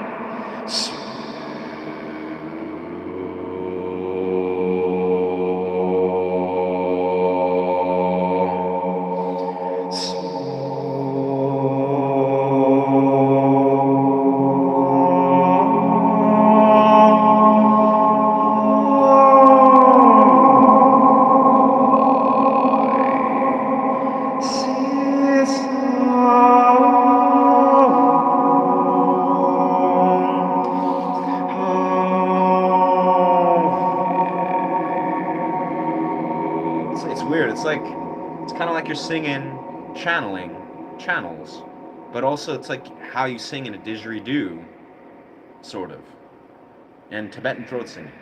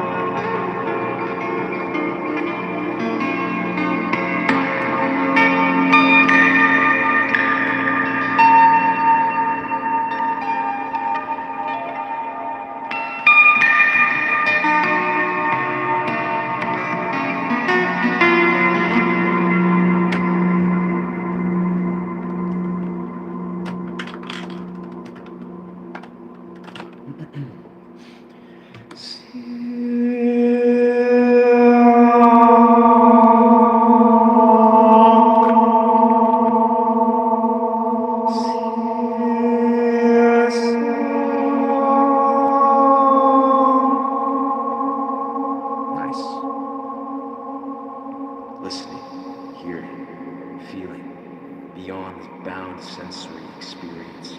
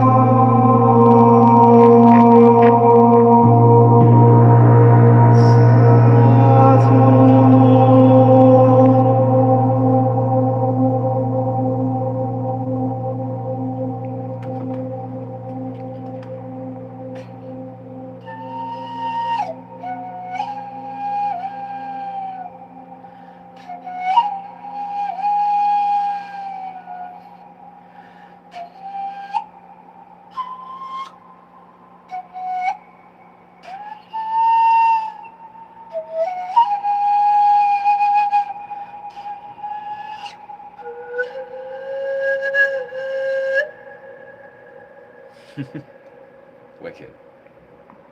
Nice. Yeah.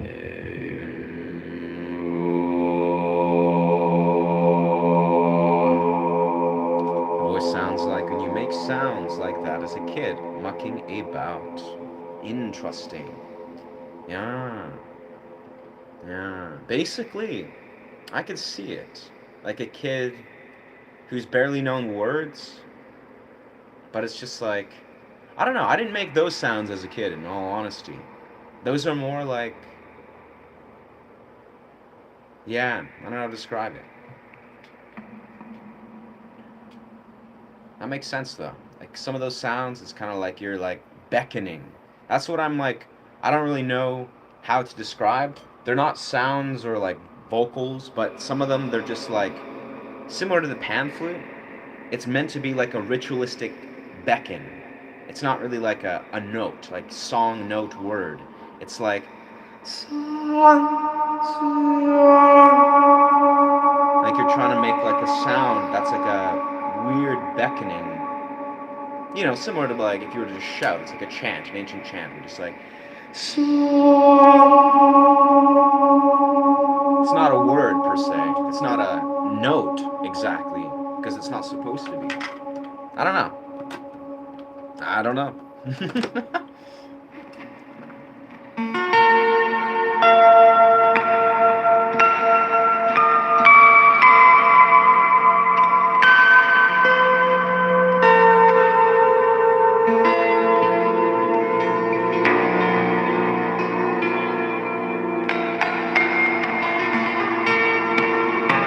All I do know is it is musically awakening something very different. Like that's the kind of idea. It's not. It's like melodically, there is something going on. You know, there's something that's weaving into something. Like it's like this in relation to all these tones. It's like an exploratory microtone experience, which I'm all about.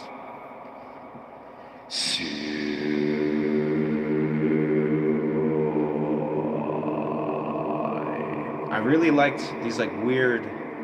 I don't know if I can even do it. It's like a didgeridoo sound basically, but not the didgeridoo.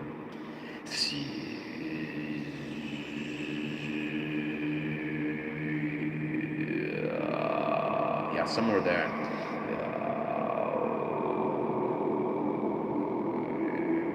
It's hard to do. It works though. It works. Okay, let's try a fresh loop somewhere here. I think. Okay, got that saved. I think in the next 10, 20 minutes, next 20 minutes, I think we should probably put a close to this. Because I want to get to the beach, baby. Dude, yeah, that is a very fun sound. Look like like Heath Ledger. Oh, yes. A little like Heath Ledger. Yes. Yes.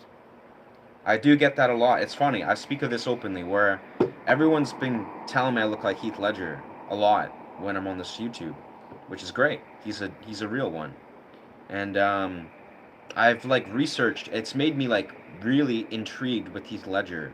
I spent a lot of time like listening to all his interviews and listening about his life story and his how he passed and all these things. And man, he is an exceptional human being. Like really, like through and through, very rare soul. Um, yeah, very rare soul. Oh, my loop pedal's doing weird stuff. All right.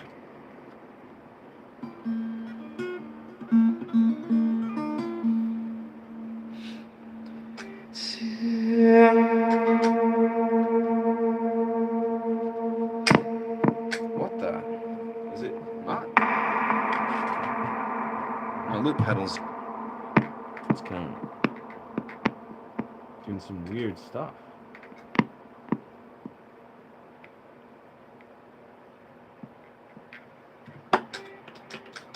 Okay, there we go. Just not fully plugged in, I think.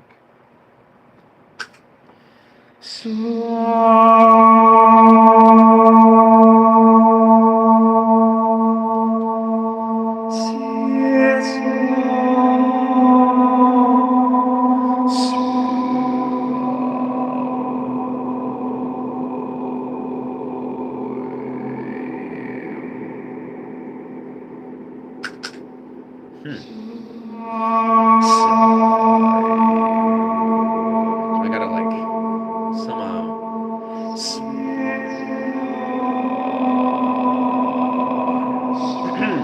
I gotta like drink water or something. I like that though. That's a great sound. Thank you, brother. Thank you, thank you. Or Miss Sean.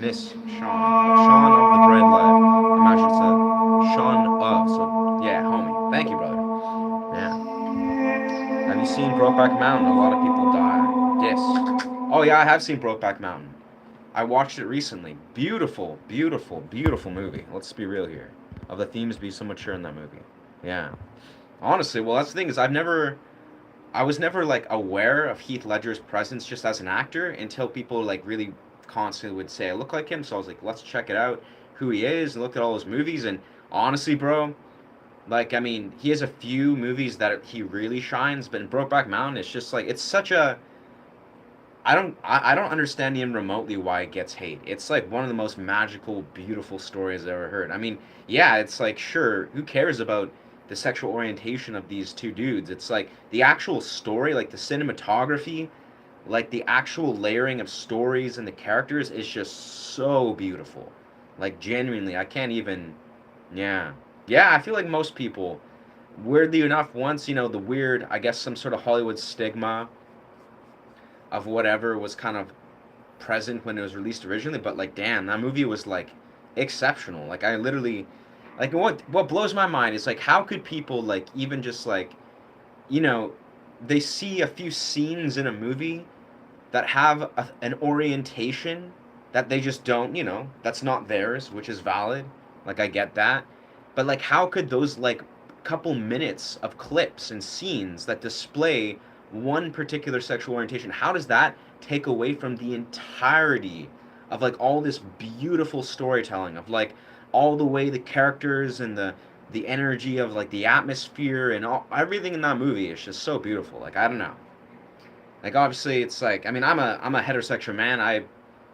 And obviously even the theme of it there's like, there's both sexualities in there in that thing in the movie, but it's like I personally find it's one of the most like powerful love stories ever. Like I mean, it's up there with like Titanic and stuff where it's like in those movies like it makes me like feel a level of like reverence for people holding space for like a deeper capacity for love.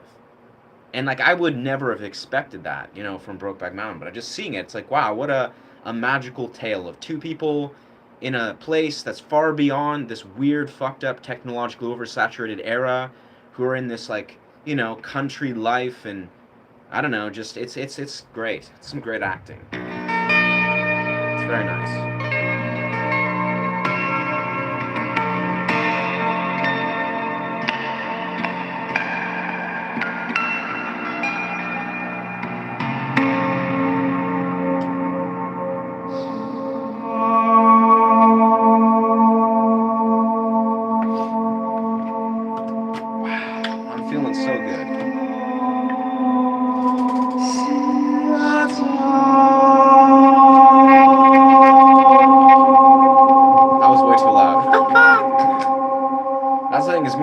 I'm so used to the mic.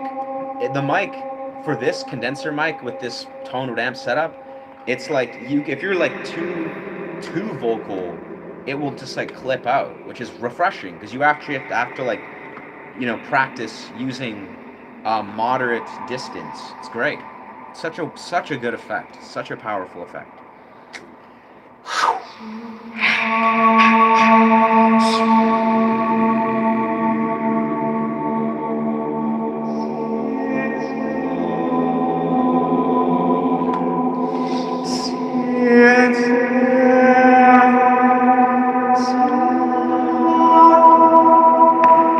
So cool. And it just goes. It just keeps on.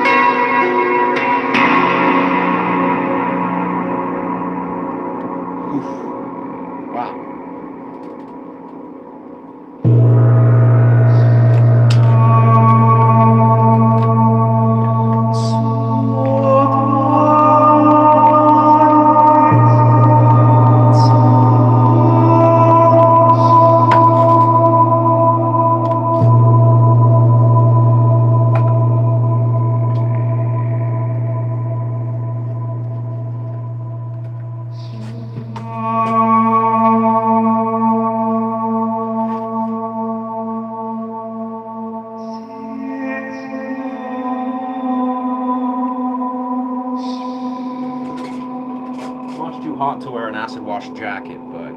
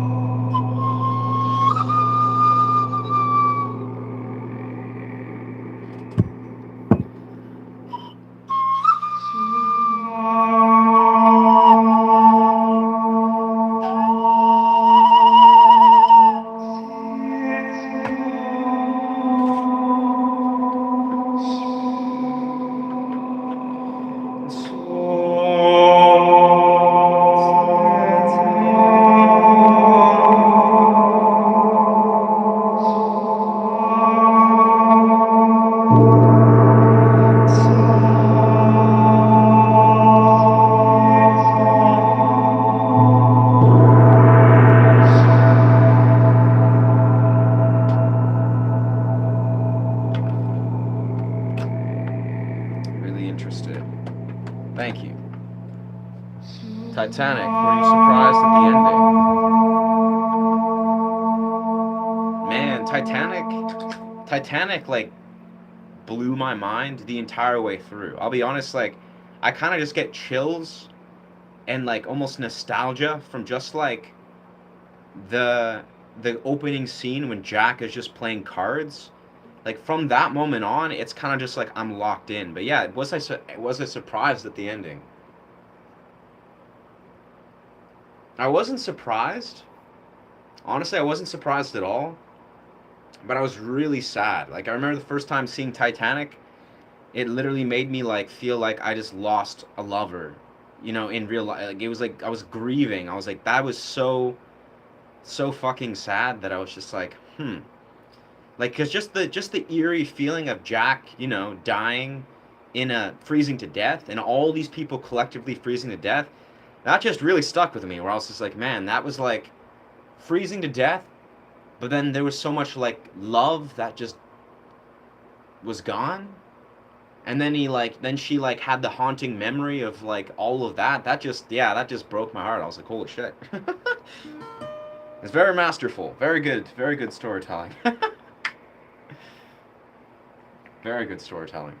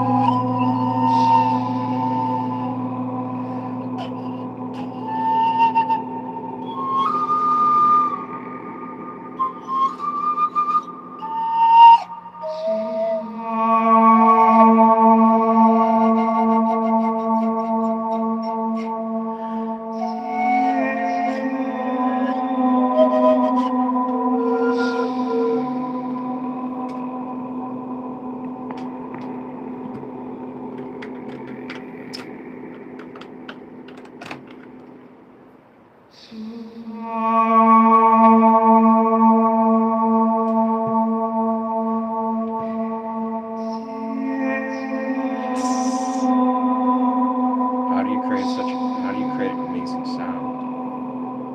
I mean, the tone wood amp is a good place to start. True. Yeah, I would say the tone wood amp is an excellent. Ooh, I want to drop that.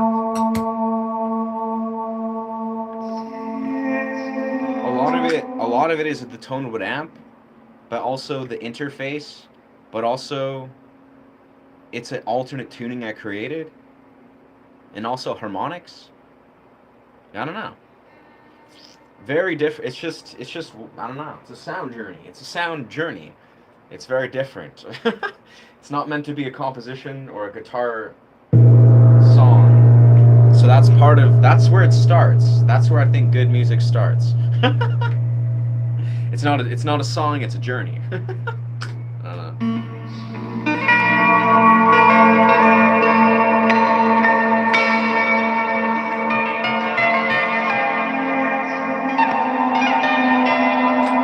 And in truth, alternate tunings, microtones, preamps. Yeah, I think that's probably the answer, at least to some degree.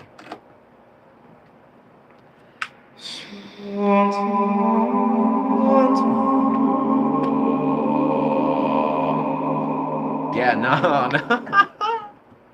I don't know. Yeah, I don't know. That's a first, I must say. But I'm very anti AI, like profoundly. I won't even use ChatGPT, brother. Like true story. I think the first time I used it was like several years ago when it wasn't a thing, and I used it to like ask questions about like I don't know how to what was it like train a gym or something. But after that, I haven't used any AI. Literally, like I'm so anti AI, I won't even touch it with a 10-foot pole. So you can confidently be assured this is a very anti-AI channel, like zero AI usage at all. And musically, I hope it's kind of clear in everything I do. I'm basically the epitome of a dude that is like so removed from AI. It's like I've gone the other route. Like if you're like, "Hey, let's use AI. Like let's go."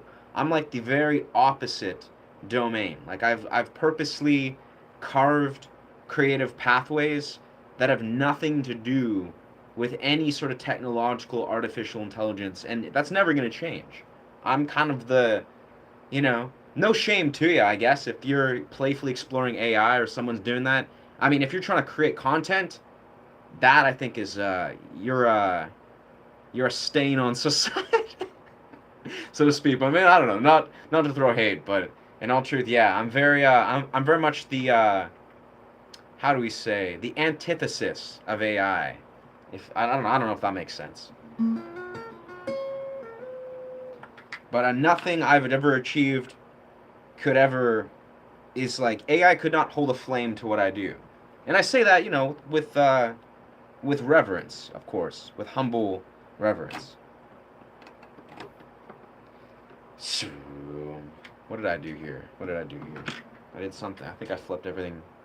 Oh. Of course. Testing. And honestly, in the simplest, right, without going on a massive tangent, let's be real here. Not only do I oppose AI, I'm more so about actually understanding, like, there's going to be people, there's going to be a freaking crazy ass societal collapse. Like, let's be real here. It's going to happen, probably. Hopefully not. Where people are going to lose their autonomy and lose their brain functionality, and their creative motivational centers is going to become just collapsed, basically.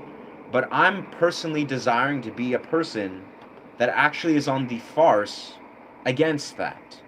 I personally want people to learn and embody and sit with what it means to be a human being, like genuinely, not just musically and whatever, but like spiritually, philosophically. Like I personally want to be on that side, like strongly, like a advocate of what it looks like if you actually grow your mind and discipline yourself and let yourself, operate out of like delayed gratification, neural pathways among various things. And it's important because obviously as society is going to get more poisonous. Taco. Nice. Yeah. Very nice. Very nice. Whoa. What's happening here? Homie's trying to get political. Wow. I don't even know what any of those words are, Taco. Like, genuinely, I couldn't tell you. I couldn't tell you what the heck's happening. Yeah. The reverb has a little too much decay. Yeah. Yeah, fair. I could probably agree. There's a little bit that I could take away from the reverb. That being said, I'll be honest here. The way I often try to dial in reverb is typically for the violin bow sound and harmonics. Like that's pretty much why I use reverb in the simplest, right? Because it does sound significantly more pronounced with a nice, well, hall reverb setting, which is on the tonal amp. But it's not an unnatural sound. And of course, the vocals is doing a whole lot with whatever it's doing here. I don't know, tonal amp stuff. But yeah, c'est la vie.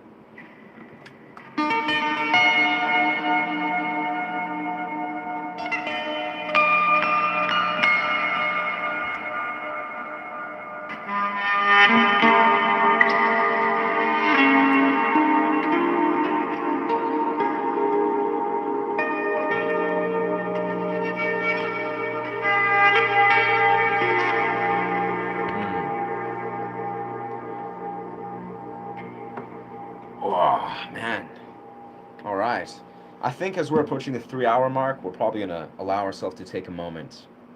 I don't know, a tribute to Glenn Hansard. I honestly don't know who Glenn Hansard is, brother.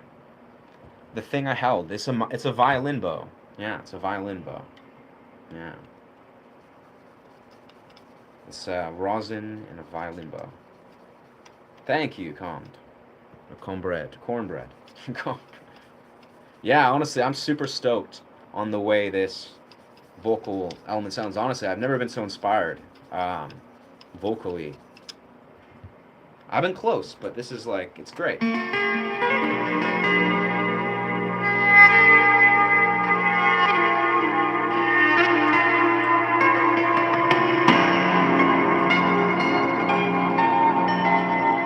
part of what I like about this vocal dimension is it's mastered in the way that it is complementary to the guitar sound because it's all going through the Tonewood amp, right? And then using the vocals in such a way gives me infinite range to weave the vocals, melodically into everything. It's like the vocals become a separate instrument that also is using like a cathedral kind of reverb, or it's almost like it's harmonizing itself. It's really good. I honestly am very happy with it.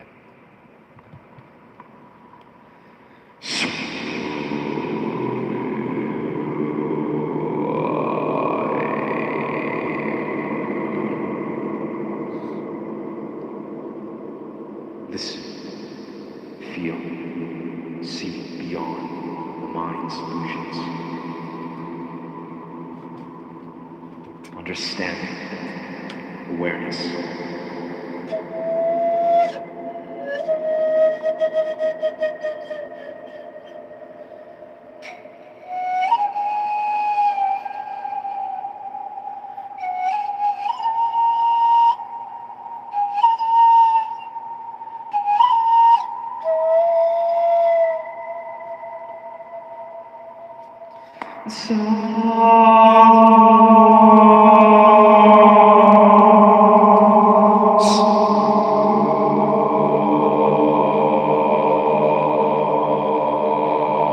It cuts off the floor of my head a little bit.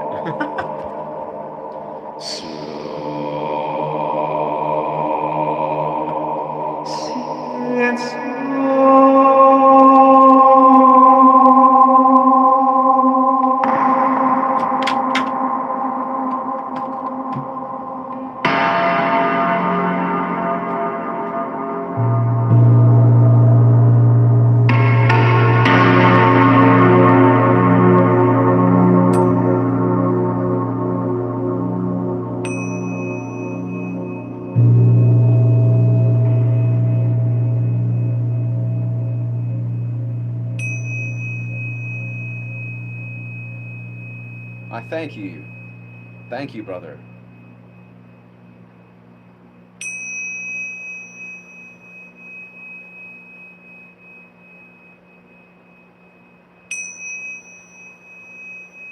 Zamfir. Yes, Zamfir rocks. I can say that. Truthfully.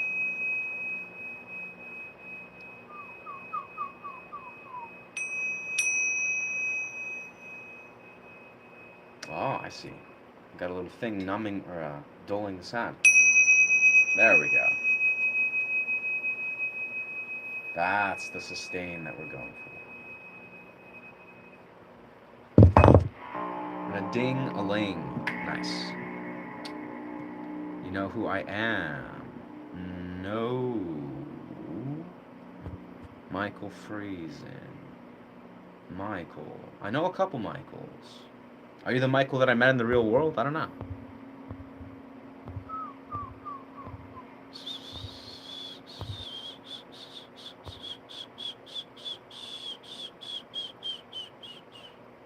It might just sound intense on the phone speakers on this end. Huh.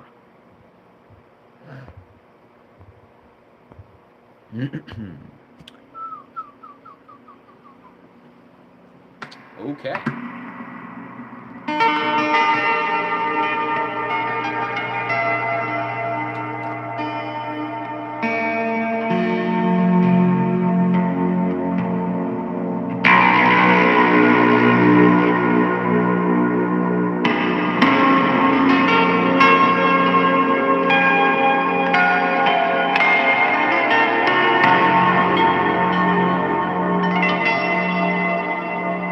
Very nice.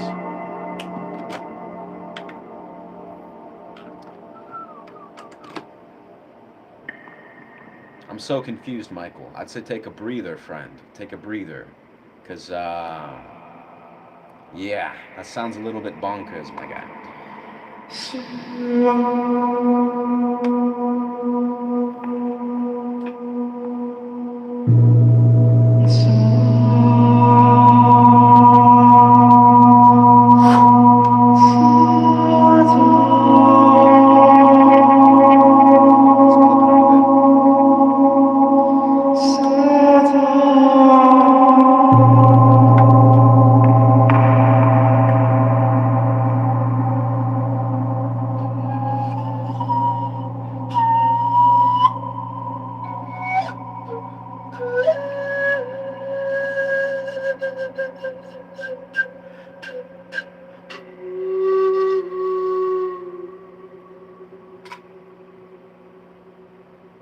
sitting with truth, letting yourself feel into your somatic experience, honoring that which flows through your authentic perception.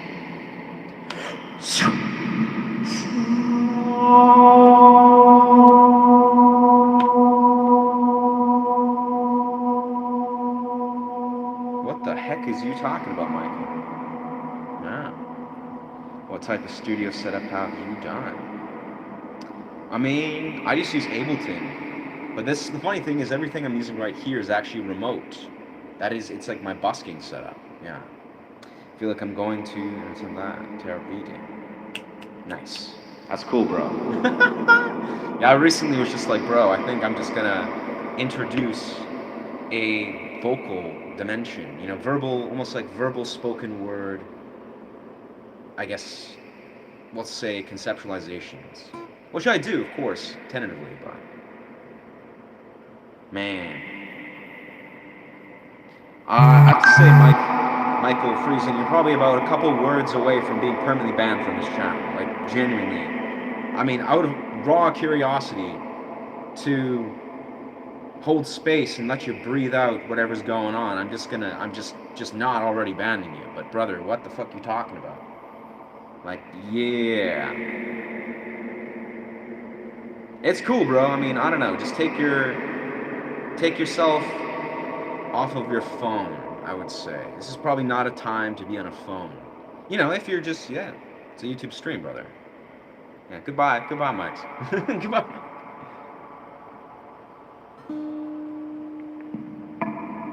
Like, it's nothing, no personal endeavor. It's just, you know, we can't have people spamming the chat with, like, I don't know, just capital, kind of, what's the word? Grandiosity? I don't know. It's weird. Welcome to YouTube.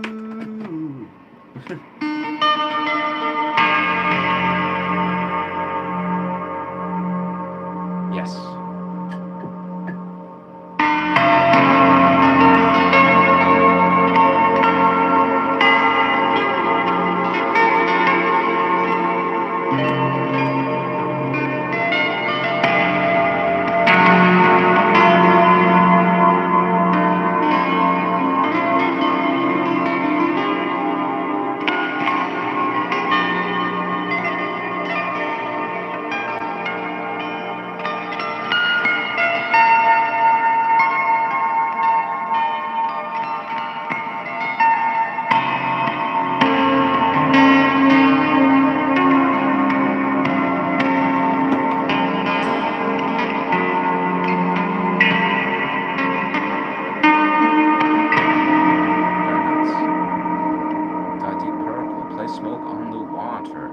I'm in an altered tuning right now. And I haven't played Smoke in the Water in so long, bro. What does it go like?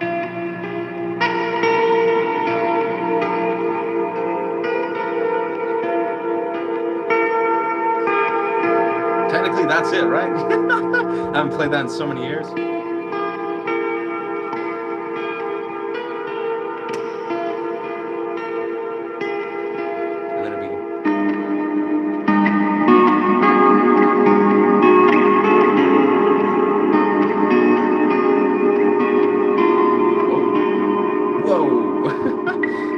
I think that was literally the first song I learned, like everybody's.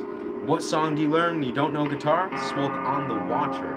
I think actually in truth I learned Beatles, I think it was the Beatles song, you know, Eleanor Rigby. I think that was technically, no, I don't even know. I mean, no, Smoke in the Water was probably first. I don't know. Yeah, Smoke in the Water, bro. Literally, yeah. No. The Sujids. Or Sujids. I actually do not. Yeah, not bad in that tune. Yeah, honestly, that sounded beautiful. I did it out of raw curiosity to be like, let's hear how it sounds. Nice. Yeah. Yes. Sure. Yeah. Let's see, but yeah. Do I practice sound healing technique? Strangely enough, no. Yeah. Yeah, I don't think I've ever practiced any sound healing technique. Ever.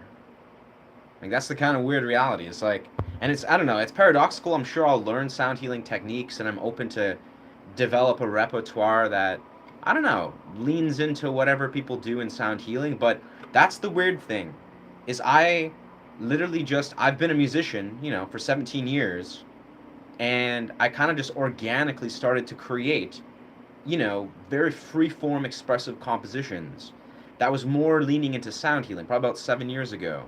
And full story, or full circle, here we are today. I do sound healing just because I'm like, you know what? Let's playfully pull those threads. Let's see where this goes. Never formally learned a single thing about sound healing, like not a single thing. But I somehow intuitively have channeled a very like intricate portal of sound healing. Not to stroke my own ego, but that's just where it's gone. It's like the realm of sound healing that I've accessed with zero conscious awareness of trying to do it has been more intricate than what most sound healers, what I see at least, achieve. And it's not a competition per se, but for me, I've just been fortunate to be a musician for 17 years. So for me, the way I intuit vibrations and, melodic sequences, I compose music, I orchestrate music. So I think I like to treat sound healing in a similar way where I'm like orchestrating vibrations. It's super dope. Yeah.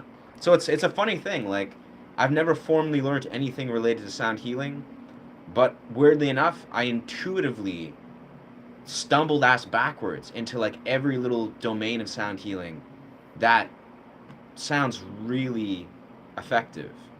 Whether we're talking about pan flute, um, melodic sequences, sound instruments, like it's just a thing. I'm a firm believer, and I feel this way in many creative expressions. In many creative expressions, if you can learn to channel them, no formal training required. You're just feeling and pulling those threads infinitely. No formal training, no schooling per se. You can do that if you want. You have the ability to intuitively channel these things to extremely advanced degrees. Like, I'm a firm believer in that. Not to say that's the path for everybody, but that's what I've done. Is like I've never had any desire to formally learn any of these things. Like, even music, I had Long McQuaid guitar lessons for about 4 years, from ages 9 to 13. Beyond that, everything I've done, I've taught myself. Now, of course, we have online resources. I've jammed with other musicians. I've spent many hours, but most of what I know that literally like really completes what I do is from nothing. Like, it's from a void. It's from the channel. It has nothing to do with like I learned it because I studied this program and therefore here I am. It's weird how that works. Like, it's actually bizarre how much you can learn from intuitively channeling your own innate wisdom. Not to say, of course, use all the resources. Welcome in 2026. We have infinite amounts of information. But I'm telling you, the mass majority of what I do and know, musically, creatively, sound healing wise, raw channels. Like, things I've not even, I just explored with no awareness of why and how, and just figured it out by doing it. No reference point, no formal course, no teacher. It just happened. So like, I'm a very firm believer, and that's a way. I am a follower of Osho, actually. I'm not like a follower, like a devoted Osho whatever, but I love Osho. I read a lot of Osho's literature. Yeah, Osho's a brilliant man. Yeah, yeah.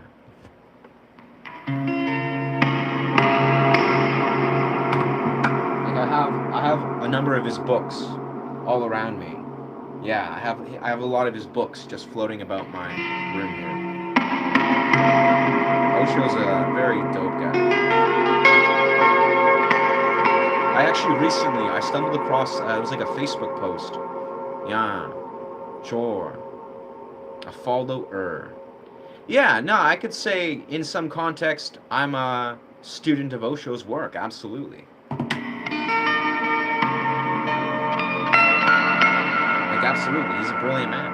I mean, I'm not a dude. If I think the reason I made that distinction is because there's people that are like that I've met that are devoted followers. Like they're literally like, oh, I've gone to Osho's his cult in quotations, or his farm, and spent like years, you know, wearing his red robes and like devoting themselves as followers of Osho. I wouldn't say that I fit that category. I'm just a dude that came across a few Osho books and I'm like, wow, he's a good guy. He's a brilliant dude. What are you talking about, Katrina?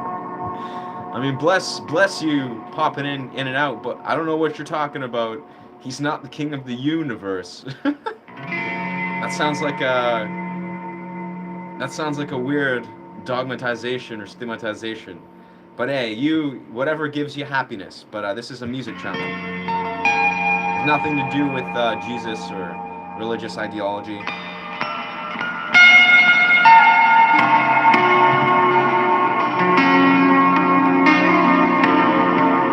But I'm glad it gives you clarity and happiness, or whatever it does for you. You know, your beliefs.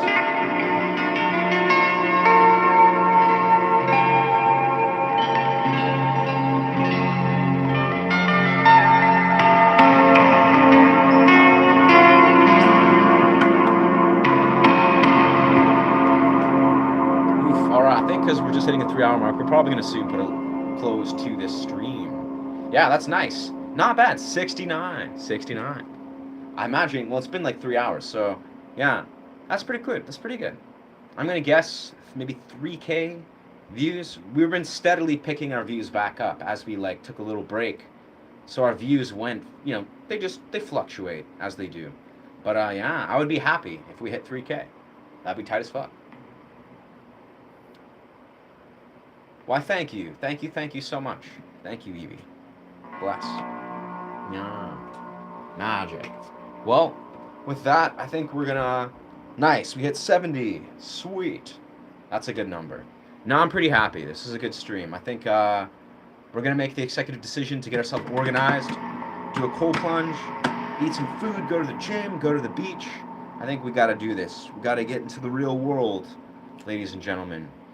But that was wild, honestly. I expected good things in the stream, but I was really happy with the unraveling of the energy. I felt like, you know, very creatively live, and I'm really happy that you guys received this and were a part of this portal.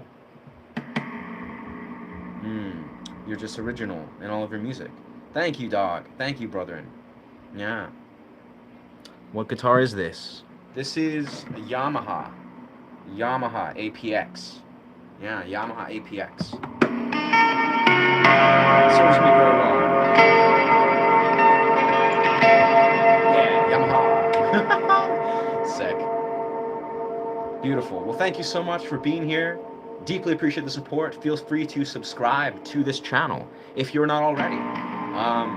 Yeah, I teach guitar. I do meditative sound journeys among various types of YouTube stuff. Yeah. Sick. Is this double O? Double O. I don't know. Just a Yamaha APX. Yeah. Thank you. Thank you, everybody. And feel free, if you feel so inclined and you want to support this channel, I have a Ko-Fi. If you're familiar with Ko-Fi, it's a platform that lets you tip creators.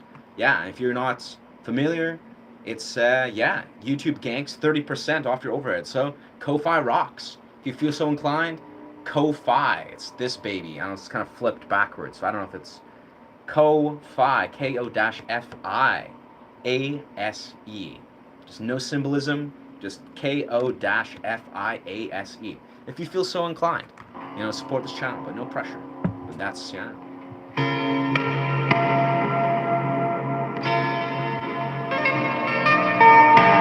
Super wild though, man. Those vocal dimensions have really blown my mind wide open. Wow. Yeah. Super dope. Yeah. Us, USA trying to catch. Whoa, Dubai, you leave a wall. Whoa, children, what? Cars to the park, 100% chance of safety. Huh. Right. Nice. I don't know what you're saying, but I've never been to Dubai or the States because I'm Canadian. But yeah, safety is important. Sure. Imagine. Well, thank you so much for being here. Have a good day and a good night and a good life, as Wim Hof would say. Remember to honor yourself and to honor each other. Yes, bless. I don't know how that's to do with anything, Metal, but see you guys. Thank you so much. Ashe. Bless, my friends. See you guys in the next